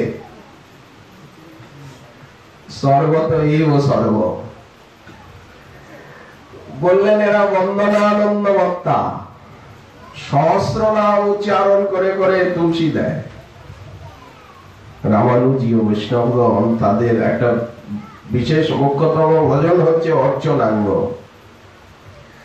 অর্চনাঙ্গটাই তাদের মুখ্য ভজন। আমার অর্চনার ভিতরে সহস্র নাম নিয়ে, যেমন শ্রী গোপালায় নমঃ, শ্রী মহিপালায় নমঃ, ধরণী পালকায় নমঃ, ধন্যায় নমঃ। এইরকম সময় লাগে। সহস্র নাম, বিষ্ণু সহস্র নাম আছে, গোপাল সহস্র নাম আছে, সবারই সহস্র নাম আছে, এমনকি গঙ্গা যমুনার পর্যন্ত সহস্র নাম আছে, দেবদেবীদেরও আছে। ওই সহস্র নামে তুলসী পুষ্প অর্পণ করে। এদেরকে বলা হয় ভগবত বন্দনানন্দমত্তা। আবার কেচিৎ সখাদি অনুপম রসং সদন্তে, কেউ সখ্য বাৎসল্য এই রসে মেতে আছেন, বালকৃষ্ণের সেবা করছেন, বালগোপালের। এখন ওনাকে দুগ্ধ পান করাতে হবে, উনি তো মাখন শর্ট ছাড়া, ওনার তো এখনো দাঁত ওঠেনি, ওই শর্ট ছাড়া তো উনি গিলতে পারবে না। আবার সরও যদি গলায় লেগে যায়, বলে চামচ দিয়ে মাখন দাও, ছানা ভালো করে চটকে নিয়ে ভালো করে বেটে নড়েন গুড় দিয়ে আর নরম সন্দেশ দাও, এরকম করে মুখে দাও। বালগোপালের অত বড় সন্দেশও নয়, এরকম এইভাবেই তো দিতে হবে। বললেন কেউ সখ্য এবং বাৎসল্য আদি রসকে আস্বাদন করছেন, মানে সেইভাবে ভজন করছেন, ধ্যান করছেন, বাইরেও সেবা করছেন। কিন্তু প্রবোধানন্দ সরস্বতী পাঠ বলছেন রাধা কিঙ্করী নাম এব অখিল সুখ চমৎকার সুখ সারৈক সীমা। কিন্তু যারা রাধারানীর আরাধনা করছেন, রসবিবশ রাধা আরাধক, রসবিবশ শ্রী রাধার আরাধক যারা, মধুর রস আস্বাদনে বিবশ হয়ে যারা রাধা আরাধক, তারা হচ্ছেন সাধক জগতে সর্বমূর্ধ্নি, সবার উপরে। রাধা কিঙ্করী নাম তু অখিল রস চমৎকার সারৈক সীমা। যা সাং যে সাং, তারপরে বলছেন রাধা পদনখ জ্যোতি, রাধারানীর চরণনখ প্রান্তের জ্যোতির ছটার এক কণিকায় তারা যে আনন্দ পান, ভগবত রাজ্যের সমস্ত সুখ তার কাছে ফিকা হয়ে যায়, মানে সাধারণ বলে মনে হয়। ওই জন্য মহাপ্রভু আনলেন রাধা মাধবের আরাধনা, এই শক্তি তত্ত্বের চরম বিজ্ঞান। যুগল চরণ সেবা, যুগল চরণ ধেয়া, যুগলেই মনের প্রীতি, যুগল কিশোর রূপ, সে যে কামরতি গণভূ, আমার মনের হু অলীলা কি রীতি। এই রাধা মাধবের আরাধনা, এই ভাগবতের পরমসার। ভাগবতের 16,000, এই আপনার যে 18,000 শ্লোক, দ্বাদশ স্কন্ধ কি বলল? ভক্ত ভক্তি ভগবানের মহিমা, আর কিছু বলেনি। অমুক ভক্ত অম্বরীশের কথা, ধ্রুবের কথা, প্রহ্লাদের কথা, চিত্রকেতুর কথা এলো, অমুকের কথা, তমুকের কথা, এর বাপ ও, ওর ছেলে ও, ওর নাতি ও। সুখদেব বলছেন এতগুলো কথা আমি কেন বললাম? প্রলয় হচ্ছে, সৃষ্টি হচ্ছে, তোমার তো মৃত্যু সামনে। অমুক বাপের অমুক ছেলে, কেউ মায়ের পেটে জন্মেছে, কেউ বাবার পেটে জন্মেছে, এইগুলিও বা শুনে তোমার কি না? বাবার পেটেও তো জন্মেছে মানধাতা। বললেন ভাগবতের লক্ষ্য হচ্ছে ভক্ত ভক্তি এবং ভগবানের মহিমা বলা, ভক্ত তত্ত্বের ক্রমবিকাশ। বৈকুণ্ঠের ভক্ত, সনকাদিও তো ভক্ত। ব্রহ্মা কর্মীর থেকে ব্রহ্মজ্ঞানী শ্রেষ্ঠ, কর্মীর থেকে জ্ঞানী শ্রেষ্ঠ। সেই জ্ঞানীর ভিতরে আবার ভক্ত শ্রেষ্ঠ। কোটি জ্ঞানীর ভিতরে কেউ ভক্ত হয়, কোটি জ্ঞানীর ভিতরে একজন মুক্ত হয়, আবার কোটি মুক্তির ভিতরে একজন ভক্ত হয়। কোটি মুক্ত মধ্যে সুদুর্লভ কৃষ্ণ ভক্ত। তো তার ভিতরে আবার শান্ত ভক্তি, সনকাদি ঋষি, মরীচি, অত্রি, পুলস্ত, পুলহ, ক্রতু, ভৃগু, অঙ্গিরা, বশিষ্ঠ আদি যে গোত্র প্রবর্তক ঋষি, এদের থেকে তো সনক, সনন্দন, সনাতন, সনত কুমার এরা শ্রেষ্ঠ। এরা তো এদেরও বড় ভাই, আর এরা তো সংসারেই আসেনি, বাবা বললেও এলেন না। তো সেই সনকাদির থেকে আবার শ্রীমন মহাদেব শ্রেষ্ঠ, সনকাদির থেকে ব্রহ্মা শ্রেষ্ঠ, যেহেতু ব্রহ্মা দাস, ব্রহ্মার দাস্য ভক্তি। সনকাদির থেকে ব্রহ্মা শ্রেষ্ঠ হলেন কেন? বলেন ব্রহ্মার দাস্য ভক্তি, সনকাদির শান্ত ভক্তি। ব্রহ্মার ভক্তির ভিতরে যদি একটু রজগুণের সম্পর্ক থাকে সৃষ্টি আদি, ওই জন্য ব্রহ্মার থেকে মহাদেব শ্রেষ্ঠ ভক্ত। সবাই তো ভক্ত, সূর্য বংশ চন্দ্র বংশের রাজারা ভক্ত নয়? প্রহ্লাদ, নারদ, পরাশর, পুণ্ডরীক, ব্যাসাম্বরীশ, শুক, শৌনক, ভীষ্ম, দালভ্যান, রুক্মাঙ্গদার্জুন, বশিষ্ঠ, বিভীষণাদীন, এরা সকলেই তো ভক্ত। তো এই ব্রহ্মাণ্ডের ভিতরে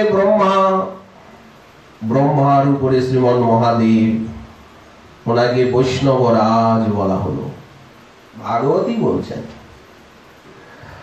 আবার শ্রীমন মহাদেবের থেকে শ্রেষ্ঠ ভক্ত হচ্ছে বৈকুণ্ঠ পার্ষদগণ, কারণ এদের বিশুদ্ধ দাস্য ভক্তি, গুণ সম্পর্ক বর্জিত। নযত্র মায়া কিমতা পরে, বৈকুণ্ঠে তো মায়া নেই,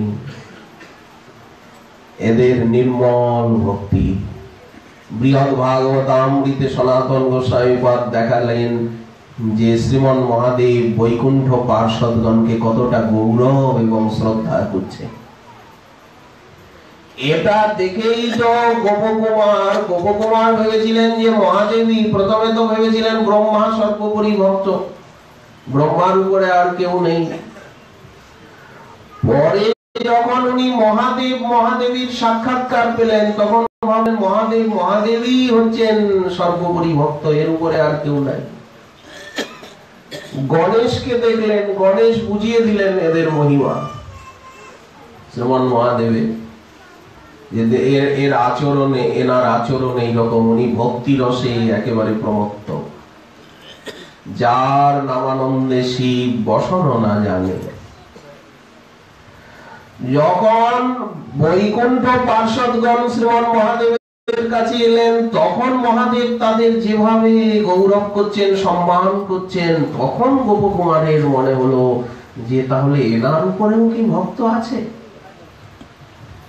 ইনি এদেরকে এতটা সম্মান করছেন, পূজা করছেন, তাহলে তো এনার উপরেও কেউ আছে, এতদিন তো জানতাম না।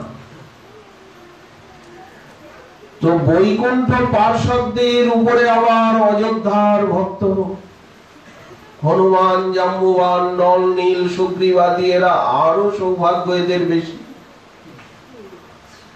গোপকুমার যখন তাদের সঙ্গ পেলেন, তখন বৈকুণ্ঠ পার্ষদগণের থেকে যে এরা শ্রেষ্ঠ এটা অনুভব করলেন। অযোধ্যাবাসীগণ আরো গভীর ভাবে ভগবানকে ভালোবাসেন, কারণ বৈকুণ্ঠে তো নরলীলা নয় চতুর্ভুজ, অযোধ্যায় তো নরলীলা দ্বিভুজ, নর স্বভাব, সেখানে রাজেন্দ্র। আবার বর্ণাশ্রম ধর্ম পালনের আবেশ রামচন্দ্র নিজেকে ক্ষত্রিয় বলে মনে করছেন, প্রজা পালন করছেন, বর্ণাশ্রম ধর্মে আবেশ ভগবান রামের। গোপকুমার যখন তিনি দ্বারকার সন্ধান পেলেন, তখন উনি জানলেন যে দ্বারকাবাসী ভক্ত এদের থেকেও শ্রেষ্ঠ। আবার দ্বারকার যাদবগণের, আচ্ছা এদের থেকে আবার এই আপনার হনুমানের থেকে আবার পঞ্চ পাণ্ডবগণ শ্রেষ্ঠ। কেন বলেন? তাদের সেবা সৌভাগ্য বেশি, তাদের থেকে আবার দ্বারকার যাদবরা আরো শ্রেষ্ঠ ভক্ত। এদের সঙ্গে ভগবানের মাখামাখি ভাব, প্রীতি, মৈত্রী, সেবা সৌভাগ্য ওদের থেকে, পাণ্ডবদের থেকে অনেক বেশি। কারণ পাণ্ডবরা সবসময় যাদবদের প্রশংসা করছে যে দ্বারকাবাসীর কত ভাগ্য। আমাদের হস্তিনাপুরে ইন্দ্রপ্রস্থে আর উনি কদিন থাকেন, আমরা আর কি সেবা করতে পারি? আমাদের সে সামর্থ্যই বা কোথায়? আচ্ছা, সেই যাদবদের কাছে গিয়ে গোপকুমার জানলেন যে উদ্ধব তাদের ভিতরে শ্রেষ্ঠ ভক্ত। যাদবরা বলেন যে উদ্ধবের মতো তো আমরা ভাগ্যবান নই, কারণ আমরা তো দ্বারকানাথের দর্শন পাই না, অপেক্ষা করে থাকি উনি কখন রাজসভায় আসবেন, সুধর্মা সভায়। আর উদ্ধব সব সময় কাছে কাছে থাকে, একেবারে ছায়ার মতো রাত্রিবেলা পর্যন্ত প্রভুর চরণ সেবা করতে করতে উদ্ধব চরণ তলে ঘুমোয়। আমাদের তো এই ভাগ্য না। সব সময় নির্জনে প্রভুর কাছে থাকে, প্রভু তার সঙ্গে পরামর্শ করে, প্রভুর সেবা করে। উদ্ধবকে যখন পেলেন, উদ্ধব বললেন, হায় রে পোড়া কপাল, আমিও তো মনে মনে ভাবতাম যে আমি সব সময় প্রভুর ছায়া সঙ্গী কিঙ্কর, কিন্তু ব্রজে গিয়ে আমার সেই দর্পটা চূর্ণ হলো কিনা, আমার থেকে ব্রজবাসী যে শ্রেষ্ঠ এটা আমি অনুভব করলাম কিনা। 10 মাস আমি বৃন্দাবনে গিয়ে থেকে এলাম, এই দ্বারকানাথের মথুরানাথের সেবা ছেড়ে 10 মাস ওখানে কাটালাম। আপনারা কি জানেন না যে আসবার সময় আমি মাথাটা ওইখানে বিক্রি করে দিয়ে এসেছি, আমার শরীরটা এসেছে, প্রাণ, মাথা, আকাঙ্ক্ষা, মন সেইখানে আমি সঁপে দিয়ে এসেছি। আমি সেইখানে তৃণগুল্ম হয়ে জন্মাতে চেয়েছি বৃন্দাবনের বনে। আশা মহ চরণ রেণু জুষা মহম শ্যাম বৃন্দাবনে কিমপি গুল্মনতৌষধীনাম যা দুস্তজং স্বজনমার্য পথঞ্চ হিত্বা ভেজুর মুকুন্দ পদবীং শ্রুতিভি বিমৃগ্যাম। আপনারা কি জানেন না যে যে অসংখ্য ব্রজবালা গোবিন্দ প্রিয়া, আমি তাদের ভিতরে কোন এক ব্রজাঙ্গনার একটি চরণের একটি ধূলিকণাকে এখানের থেকে বারবার বন্দনা করি। আপনারা জানেন কিনা এর রহস্য? আপনারা যে আমার প্রশংসা করেন, আমি যে সেই বৃন্দাবনে অগণিত 30 কোটি ব্রজাঙ্গনা, তাদের ভিতরে কোন এক ব্রজবালার একটি চরণের একটি ধূলি এই মথুরা দ্বারকার থেকে দিন রাত বন্দনা করি, ওই ধূলিটাকে খালি প্রণাম করি। রাধারানীর চরণ ধূলির কথা বলেননি ব্যক্তভাবে, বন্দে নন্দব্রজ স্ত্রীণাম পাদরেণু অভীক্ষ্ণশ যাসাং হরিকথোদ্গীতং পুনাতি ভুবনত্রয়ম। সেই ব্রজাঙ্গনাগণের ভিতরে শিরোমণি শ্রী রাধা। এই হচ্ছে ভক্ত তত্ত্বের ক্রমবিকাশ, ভগবত তত্ত্বের ক্রমবিকাশ। ভগবান স্বয়ং ভগবান পূর্ণ, পূর্ণতর, পূর্ণতম, পূর্ণকল্প। তেমনি ধাম তত্ত্বের ক্রমবিকাশ, সর্বোপরি শ্রীগোলক ব্রজলোক ধাম শ্বেতদ্বীপ শ্রী বৃন্দাবন নাম। তেমনি ভক্ত তত্ত্বের ক্রমবিকাশ, তেমনি শক্তি তত্ত্বের যে ধাপে ধাপে আরোহণ পন্থায় সিঁড়ি দিয়ে শক্তি তত্ত্বের ক্রমবিকাশ, তেমনি ভক্তি তত্ত্বের ক্রমবিকাশ। সাধন ভক্তি, ভাব ভক্তি, প্রেম ভক্তি। সাধন ভক্তি হচ্ছে নবধা, শ্রবণ কীর্তন অর্চন বন্দন। এই নবধা ভক্তি আবার জ্ঞান মিশ্রা, কর্ম মিশ্রা হতে পারে, সগুণা নির্গুণা হতে পারে। বলেন ভাগবতী তো বলেছেন প্রথম হচ্ছে সগুণা ভক্তি। হিরণ্যকশিপু যে এতটা তপস্যা করলো, এতটা কষ্ট করলো, রাবণ কুম্ভকর্ণ, উদ্দেশ্যটা কি সৎ? মাংস কর্তন করে করে করে করে আর ওই কেদার খণ্ডে গিয়ে আগুনে আহুতি দিচ্ছে। সে যে মাথাটাই মস্তকটা ছেদন করে আহুতি দেবে, আত্মহত্যা করছে। কেন?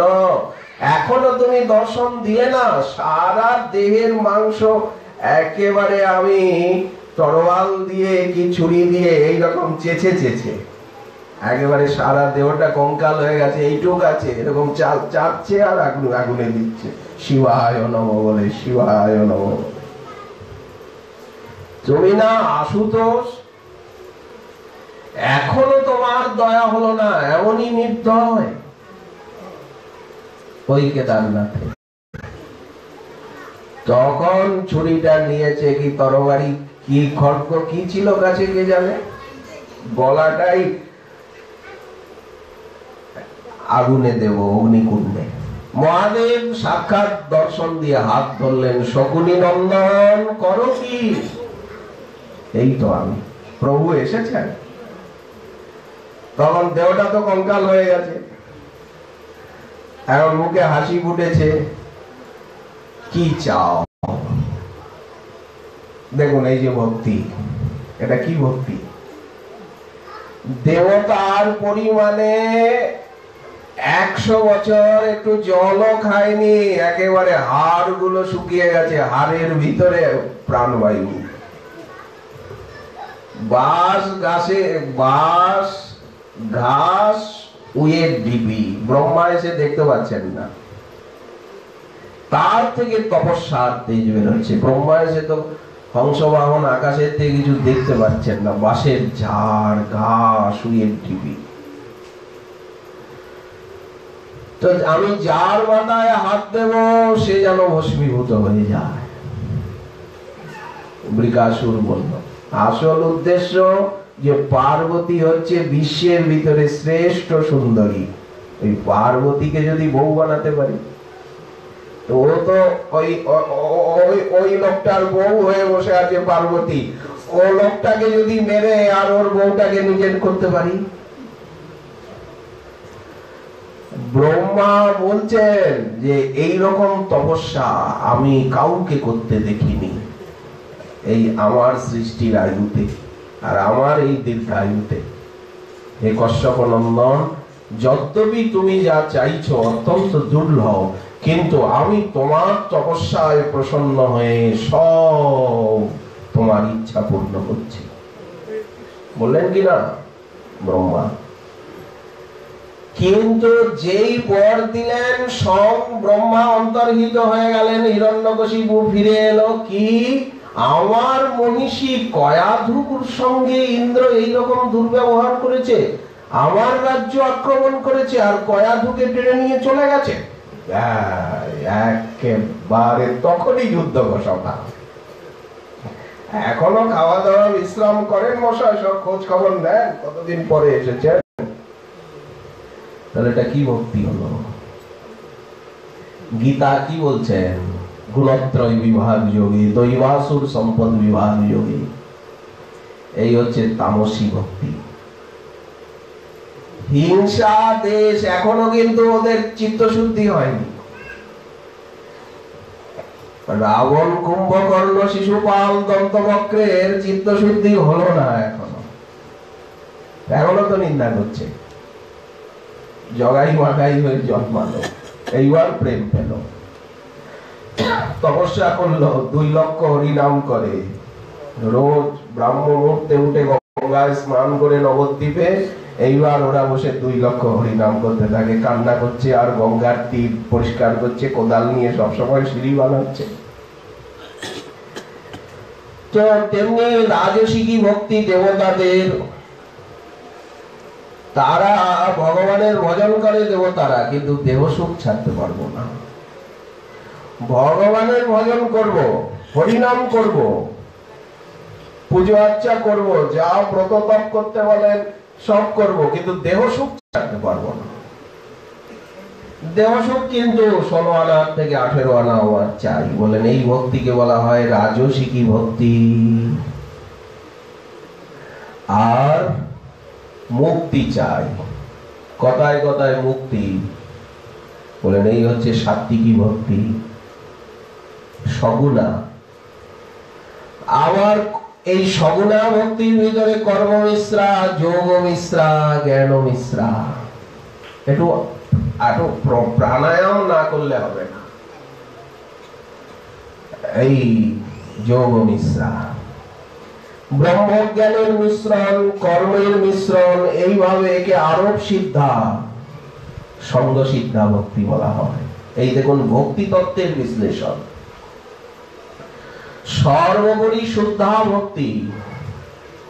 শুদ্ধা ভক্তি কাকে বলে? স্বরূপ সিদ্ধা, কেবলা, নিষ্কামা, অহিতুকী, উত্তমা,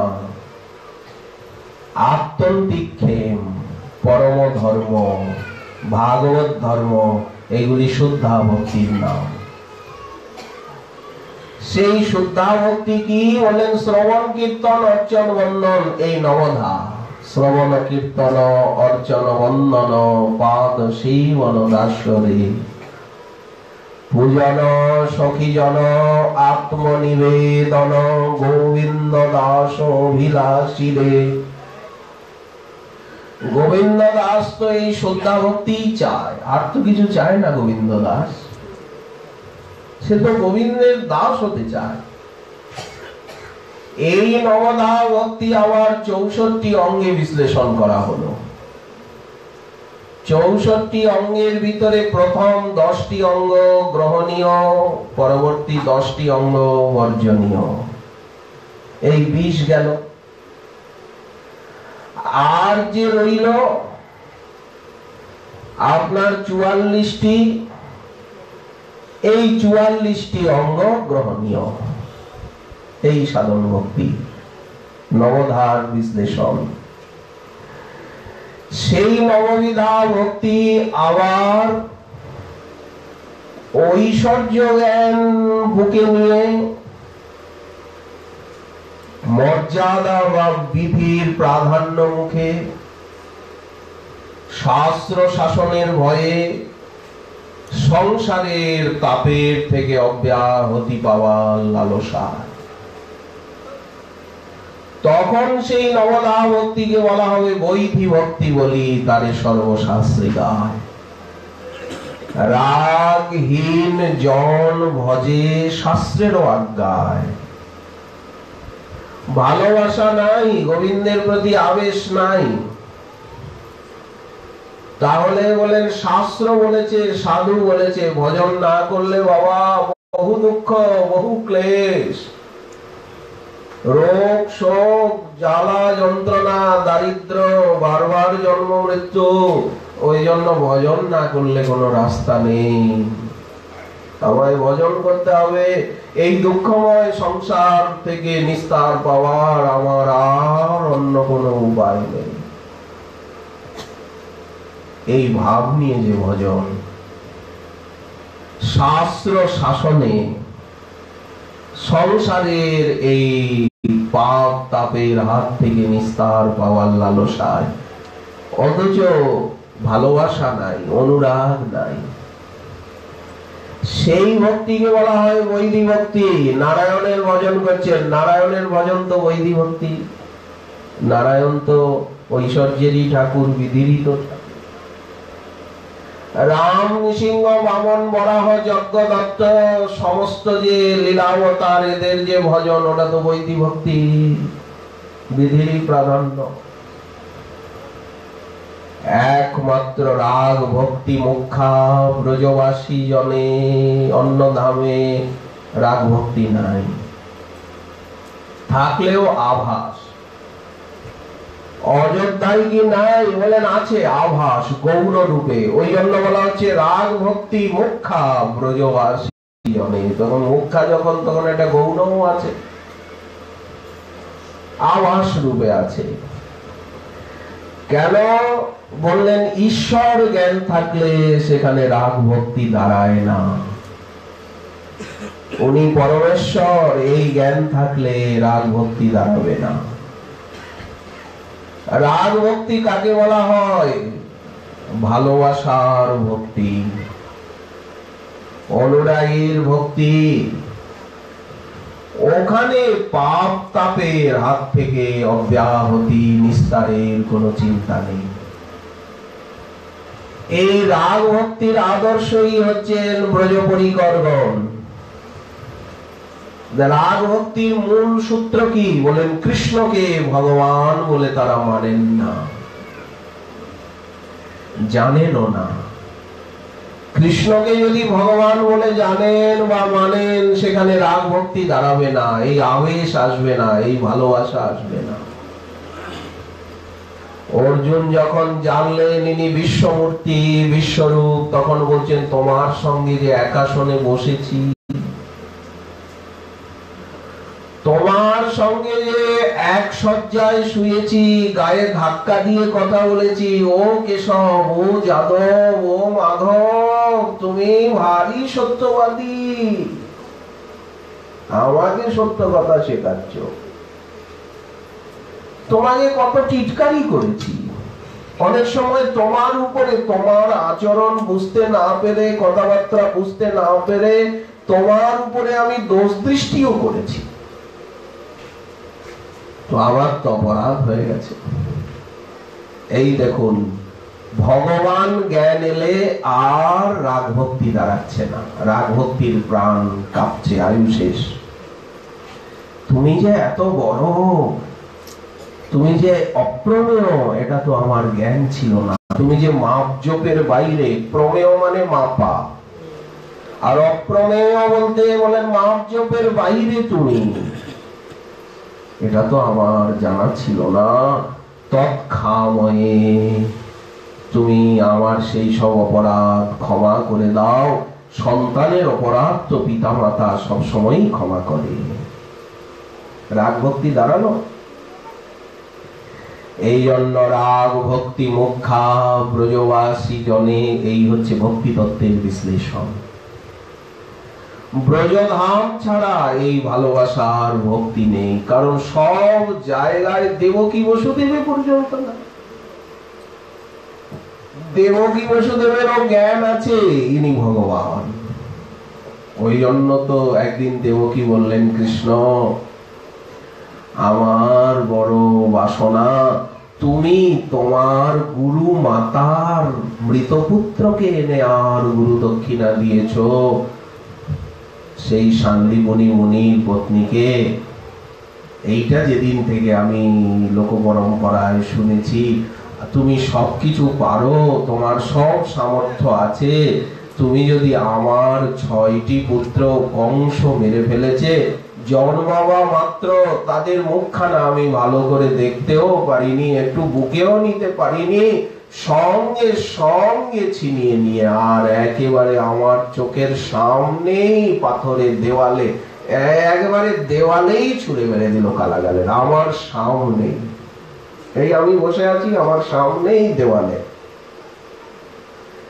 তো সেই পুত্রগুলোর 6টা আমার শিশু, ওদের মুখ দেখবার আমার বড় লালসা, তুমি পারবা। মা মৃত লোককে কতদিন আগে মরেছে তার কোনো ঠিক নাই, সেই মথুরায়, তো ওরা আজ কোথায় আছে? বলে তুমি সব পারবা কৃষ্ণ, তুমি তো সাধারণ মানুষ নও, তোমার তো সব শক্তি আছে। এই বলে মা স্তুতি করছে। এত ভারী বিপদে পড়ে গেলেন উনি।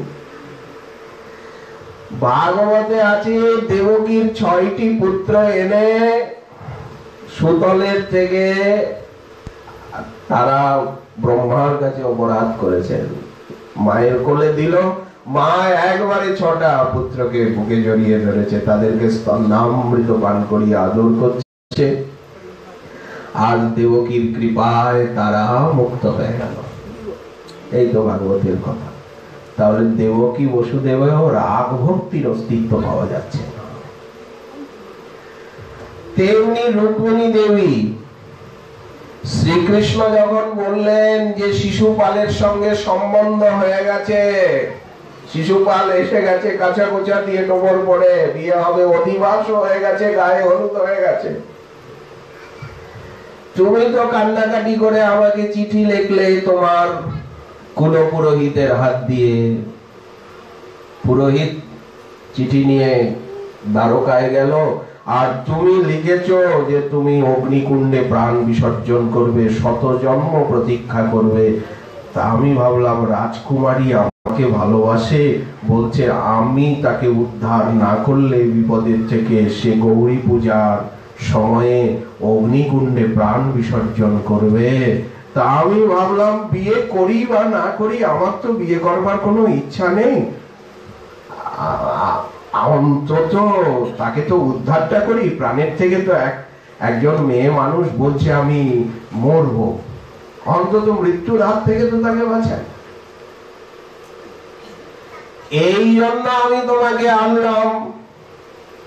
শেষে সকলে আমায় ধরলো যে যখন তুমি এনেছো এই মেয়ে মানুষকে বিয়ে করতে, অন্যের সঙ্গে বিয়ের প্রস্তাব অধিবাস হয়ে গেছে, বিয়ের সময়ে তুমি নিয়ে চলে এলে, একে আর কে বিয়ে করবে? তোমাকেই বিয়ে করতে হবে। তো যাই হোক, শেষে গুরুজনের আজ্ঞায়, দ্বারকাবাসীর আজ্ঞায় আমি বিয়ে করলাম। কিন্তু মাতা পিতা যাকে কথা দেবে, সম্বন্ধ হয়েছে, শিশুপালই তো তোমার প্রকৃত স্বামী কিনা।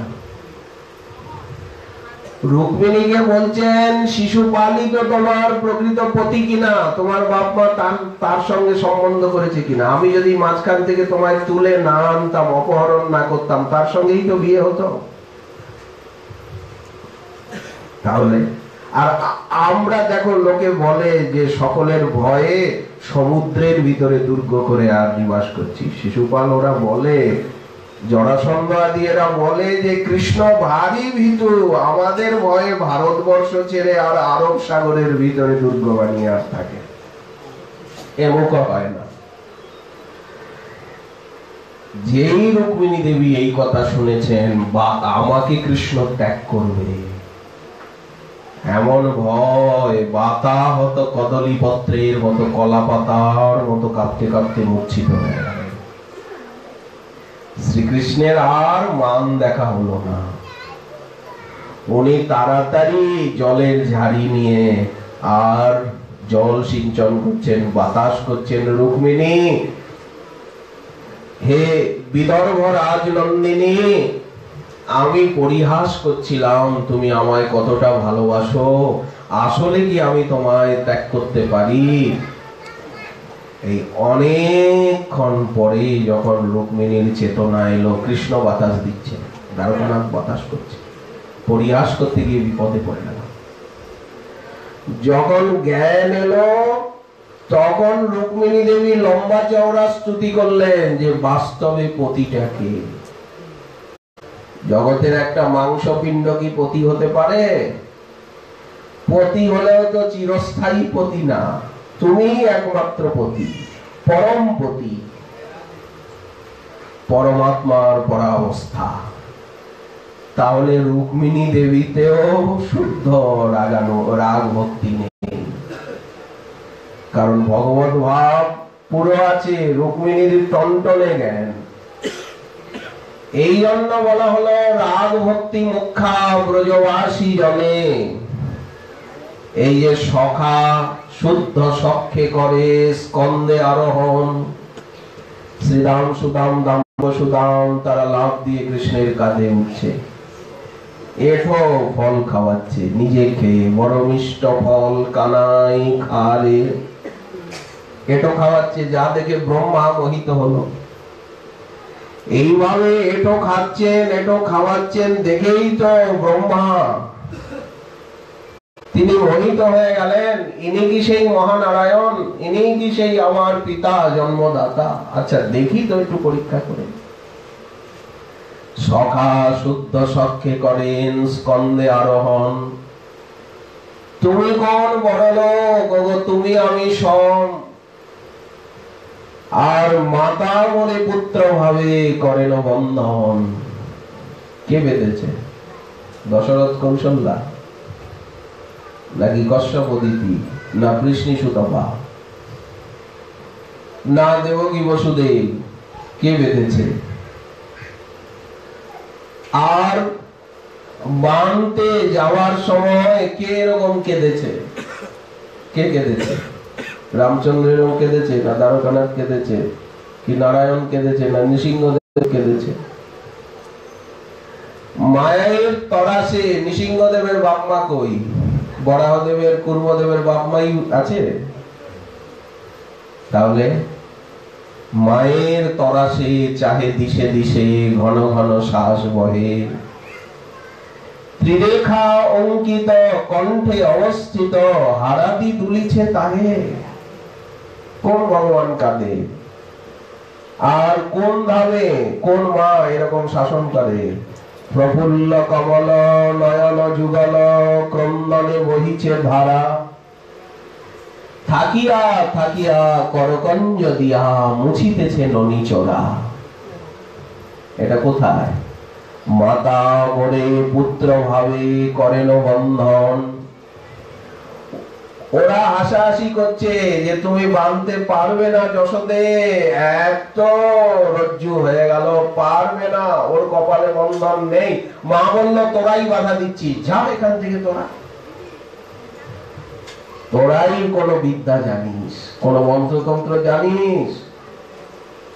মার ওদেরকে ধমকাচ্ছে, তোরা আসবি না, প্রশ্রয় পাবে, যা এখান থেকে যা তোরা, দেখি আমি তার কপালে বন্ধন আছে কিনা। আমার ছেলেকে আমি বাঁধবো, কেন পারবো না? তার আবার কিসের শক্তি? অতিহীন জ্ঞানে করেন লালন পালন। আর রাধারানী প্রিয়া যদি মান করি করে ভৎসন, বেদস্তুতি হইতে তাহে হরে মোর মন। রাধারানী বলছে একে বার করে দে। এই এখানে দাঁড়িয়ে দাঁড়িয়ে কি কথা বলছো? বেরো এখান দিয়ে, যাও। গোবিন্দ যাবে না, নানা কথা বলছেন। রাধারানী বলছেন তুমি যতক্ষণ থাকবে ততক্ষণ আমায় কাঁদতে হবে, ততক্ষণ আমি কষ্ট পাবো। তুমি চোখের সামনে থেকে চলে যাও, তোমায় ভুলতে চেষ্টা করব। এই তোমার আমায় ভালোবাসা এইখানে আজই শেষ, আজই শেষ। আর তোমার মুখ দেখবো না জীবনে, তোমার সঙ্গে কথা বলবো না, তোমাকে ছোবো না। গোবিন্দ তাও দাঁড়িয়ে আছে। তখন রাধারানী বলছেন এই তোরা কোথায় লুকালি, একে হাত ধরে বের করে দে। কথা শোনে না। প্রিয়া যদি মান করি করে ভৎসন, বেদস্তুতি হইতে তাহে হরি মোর মন। এই হচ্ছে মহাপ্রভুর মহাদান। এটা এই রাগ ভক্তি। রাগ ভক্তি তো জীবে হয় না, ওটা তো নিত্য সিদ্ধ পার্শ্বদে। মহাপ্রভু বললেন সেই রাগ ভক্তির আনুগত্যে যে ভজন, রাগ ভক্তি যাদের, তাদের ভাব এবং আনুগত্য নিয়ে যে ভজন, সেই ভজনকে বলে রাগানুগা ভক্তি। এই হচ্ছে ভক্তি তত্ত্বের বিশ্লেষণ। বৈধি রাগানুগা, সকামা নিষ্কামা। আচ্ছা, এবার রসতত্ত্বের বিশ্লেষণে সর্বোপরি মধুর রস। মধুরেতে সর্বরস সমাহার, অতএব সাদা ভিক্ষে করে চমৎকার। তো মহাপ্রভু তো মধুর রসেরই ভজন দিলেন, মহাপ্রভু তো মধুর রসেরই বিগ্রহ। নারায়ণ, রামচন্দ্র, বামন, বরাহ, নরনারায়ণের মতো কি মহাপ্রভু? মহাপ্রভু তো মধুর রসেরই বিগ্রহ। রসরাজ মহাভাব দুই এক রূপ। তো রসরাজ মহাভাব যেইখানে, সেইখানে তো মধুর রসই। মধুর রস ছাড়া তো মহাভাব আসতে পারছে না, মহাভাব সরে গেল। তো মহাপ্রভু হচ্ছেন রাস বিলাসের পরিণতি। রাই কানু একাকৃতি, প্রেম বিলাস বিবর্ত ঘনাকৃতি মূরতি। তো মধুর রস না বুঝলে, রাগ ভক্তিকে না বুঝলে তো মহাপ্রভুকে বোঝা যায় না। এই যে ভক্তি তত্ত্ব, ভক্ত তত্ত্ব, ভগবত তত্ত্ব, ধাম তত্ত্ব, রস তত্ত্ব, এইগুলি না বুঝলে তো মহাপ্রভুকে পাওয়া যায় না, মহাপ্রভুকে বোঝা যায় না। রাধা কৃষ্ণ অব্দি আসতে হবে তো। আবার রাধা কৃষ্ণের লীলা হয় অতি গূঢ়তর, দাস্য সখ্য বাৎসল্য আদি ভাবের না হয় গোচর। সবে এক সখীগণের ইথে অধিকার, দাস্য বাৎসল্য ভাবের গোচর নয়। সখীগণ না এলে রাধা রানী আসবেন কি করে? রাধা রানী তো সখী ছাড়া থাকেন না, সখী প্রণয়িতা বসা। সবে এক সখীগণের ইথে অধিকার, সখী হইতে হয় এই লীলার বিস্তার। সখী বিনা এই লীলা পুষ্টি নাহি হয়, সখী লীলা বিস্তারিয়া সখী আস্বাদ হয়। রাধা মাধবের লীলায় সখী ছাড়া কেউ যেতে পারবে না।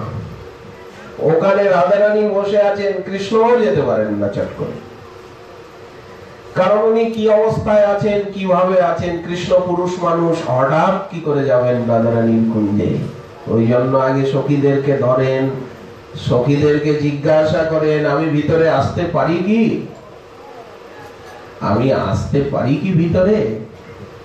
অন্তর্মহলে হঠাৎ করে এক পুরুষ মানুষ কি করে দুম করে পা ফেলে ঢুকে যাবে?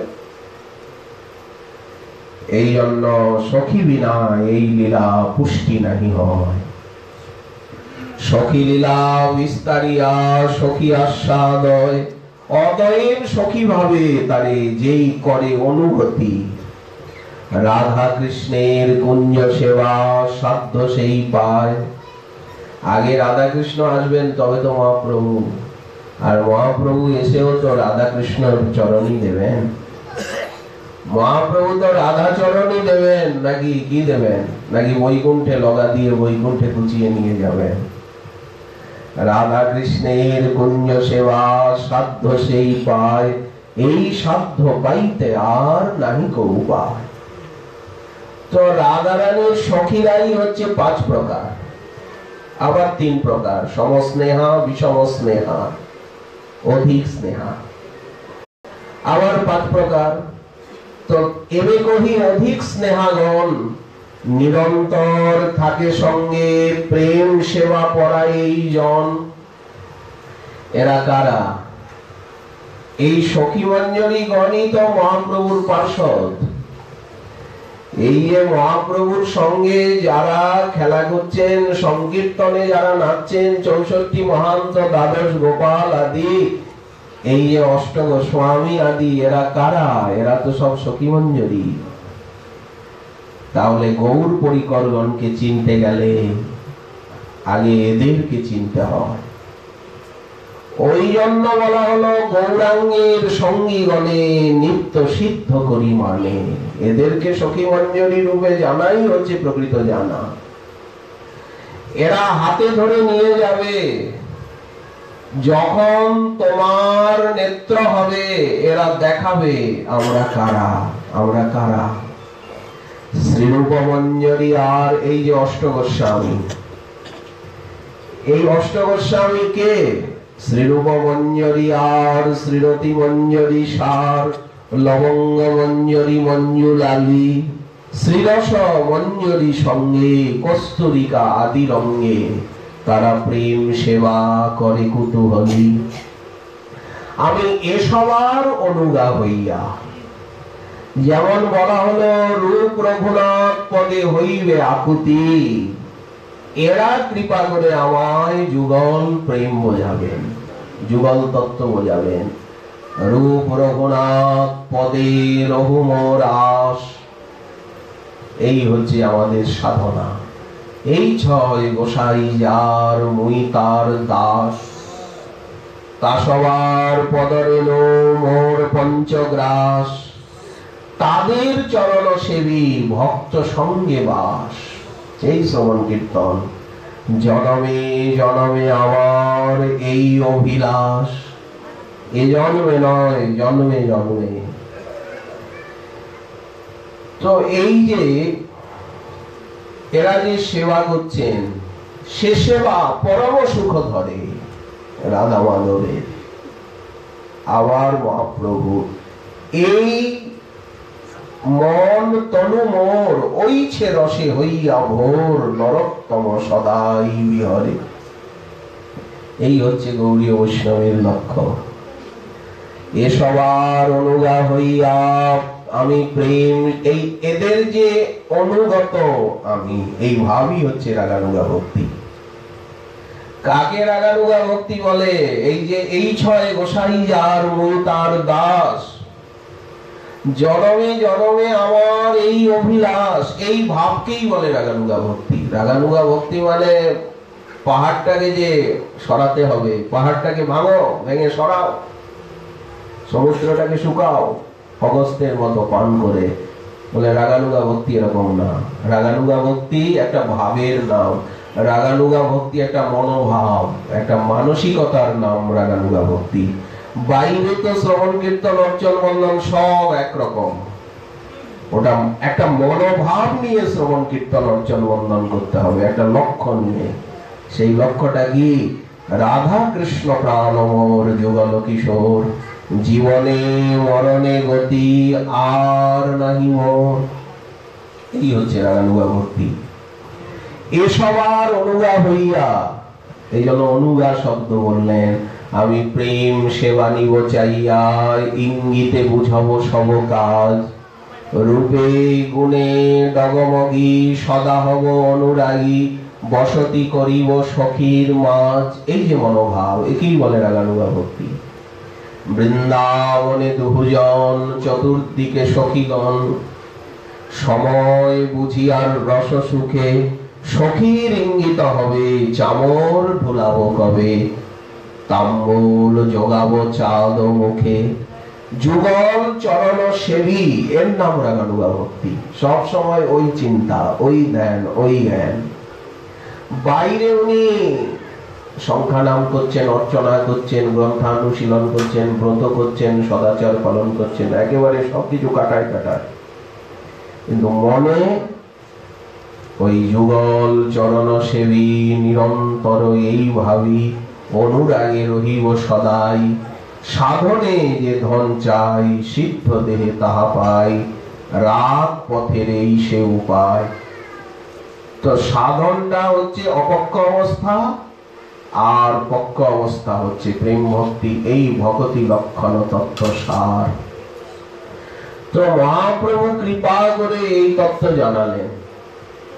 প্রবোধানন্দ সরস্বতী পাদ বলছেন চৈতন্য চন্দ্রামৃতে, যে তুমি যে দৈত্য রাক্ষস কুলগুলিকে যে সংহার করলে, হিরণ্যকশিপু রূপে, রাম রূপে হত্যা করেছ, কৃষ্ণ অবতারেও 18 অক্ষয়িনী সেনা নিহত হলো, সমস্ত রাজন্যবর্গ কুরুক্ষেত্রের রণাঙ্গন একেবারে রক্তে ভিজে গেল, রক্তের নদী বয়ে গেল। এটা কি হলো? তাতে হলো কি? আচ্ছা, তুমি অনেক সময় যোগাদি মার্গকে প্রদর্শন করলে, বলেন হ্যাঁ করেছ। কপিল রূপে যোগ মার্গ ক্রিয়া মার্গকে প্রকট করলে, তুমি পৃথু আদি রূপে। তো হলো কি তাতে? ঋষভ আদি রূপে। আচ্ছা, ব্রহ্মা মহাদেব রূপে তুমি সৃষ্টি প্রলয় করছো, তুমি তো ব্রহ্মা হয়ে সৃষ্টি করছো, মহাদেব হয়ে তুমি তো প্রলয় করছো। তো কি হলো? এতে কি হলো? আর বরাহ আদি রূপে তুমি পৃথিবীকে উদ্ধার করলে। বরাহদেব দন্তাগ্রে জলের মধ্যে থেকে পৃথিবীকে নিয়ে বের হয়ে এলেন। কূর্ম রূপে তুমি মন্দরাচলকে ক্ষীর সাগরের মধ্যে ধরলে, ঘর ঘর ঘর ঘর করে পাহাড়টা ঘুরছে আর তুমি ঘুমিয়ে পড়লে।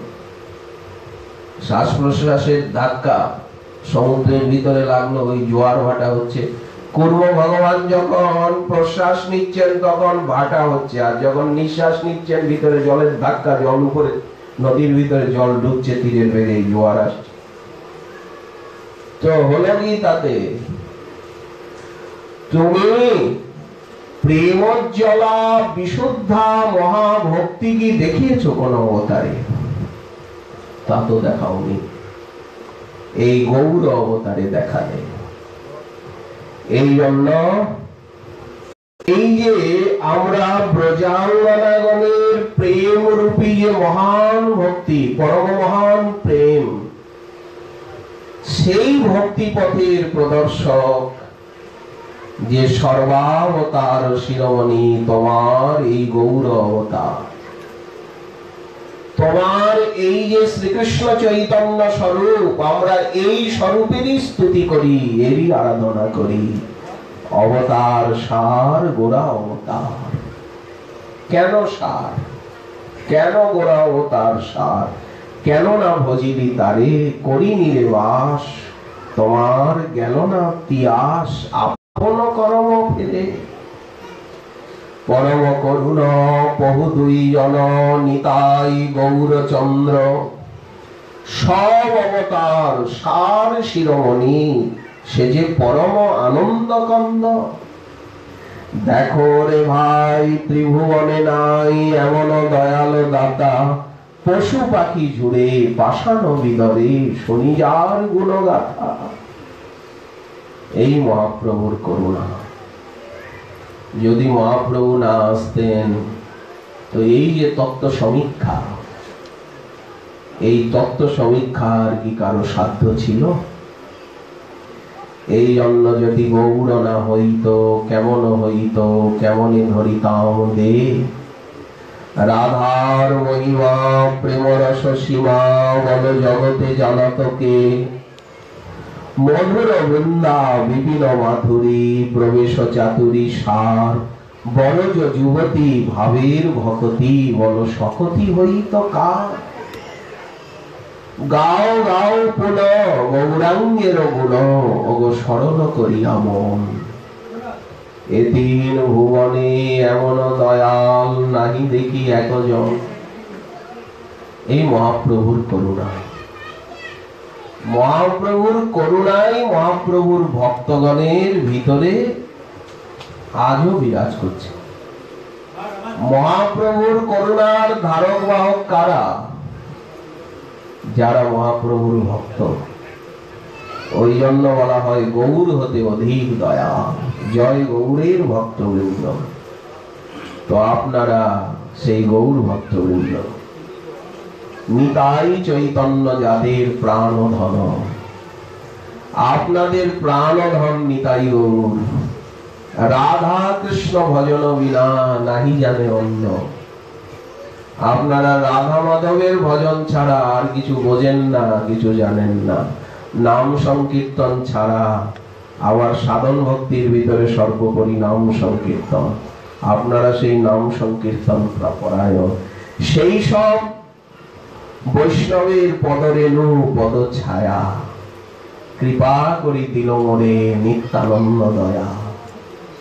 শ্রী গুরু নিত্যানন্দ রাম, শ্রী গুরু বৈষ্ণবের কৃপায় আমরা আপনাদের মতো ভক্তের চরণ রেণু, আপনাদের সেবা সৌভাগ্য আমরা পেলাম। এই সব বৈষ্ণবের পদরেণু পদ ছায়া, কৃপা করি দিল মোরে নিত্যানন্দ দয়া। এই হচ্ছে গুরু কৃপা।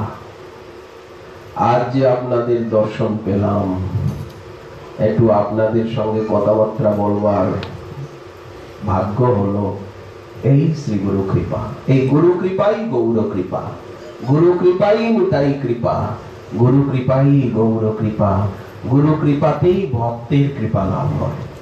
গুরুদেব যখন কৃপা করবেন তখন নিতাই গৌরের কৃপা আপনি লাভ হবে, ভক্তেরও কৃপা লাভ হবে, ধামের কৃপা লাভ হবে, শাস্ত্র কৃপা লাভ হবে, সর্ব কৃপা লাভ হবে। তো এই জন্য আমরা আপনাদের কৃপা প্রার্থী, জন্ম জন্ম আপনাদের সেবা প্রার্থী। আপনাদের সকলের চরণে ধন্যবাদ জানিয়ে আপনাদের অমূল্য সময় নষ্ট করে দিলাম। অনেক রাত্রি হয়ে গেছে, ক্ষমা করবেন। শ্রী শ্রী গৌর কথার এইখানেই দেওয়া হলো বিশ্রাম।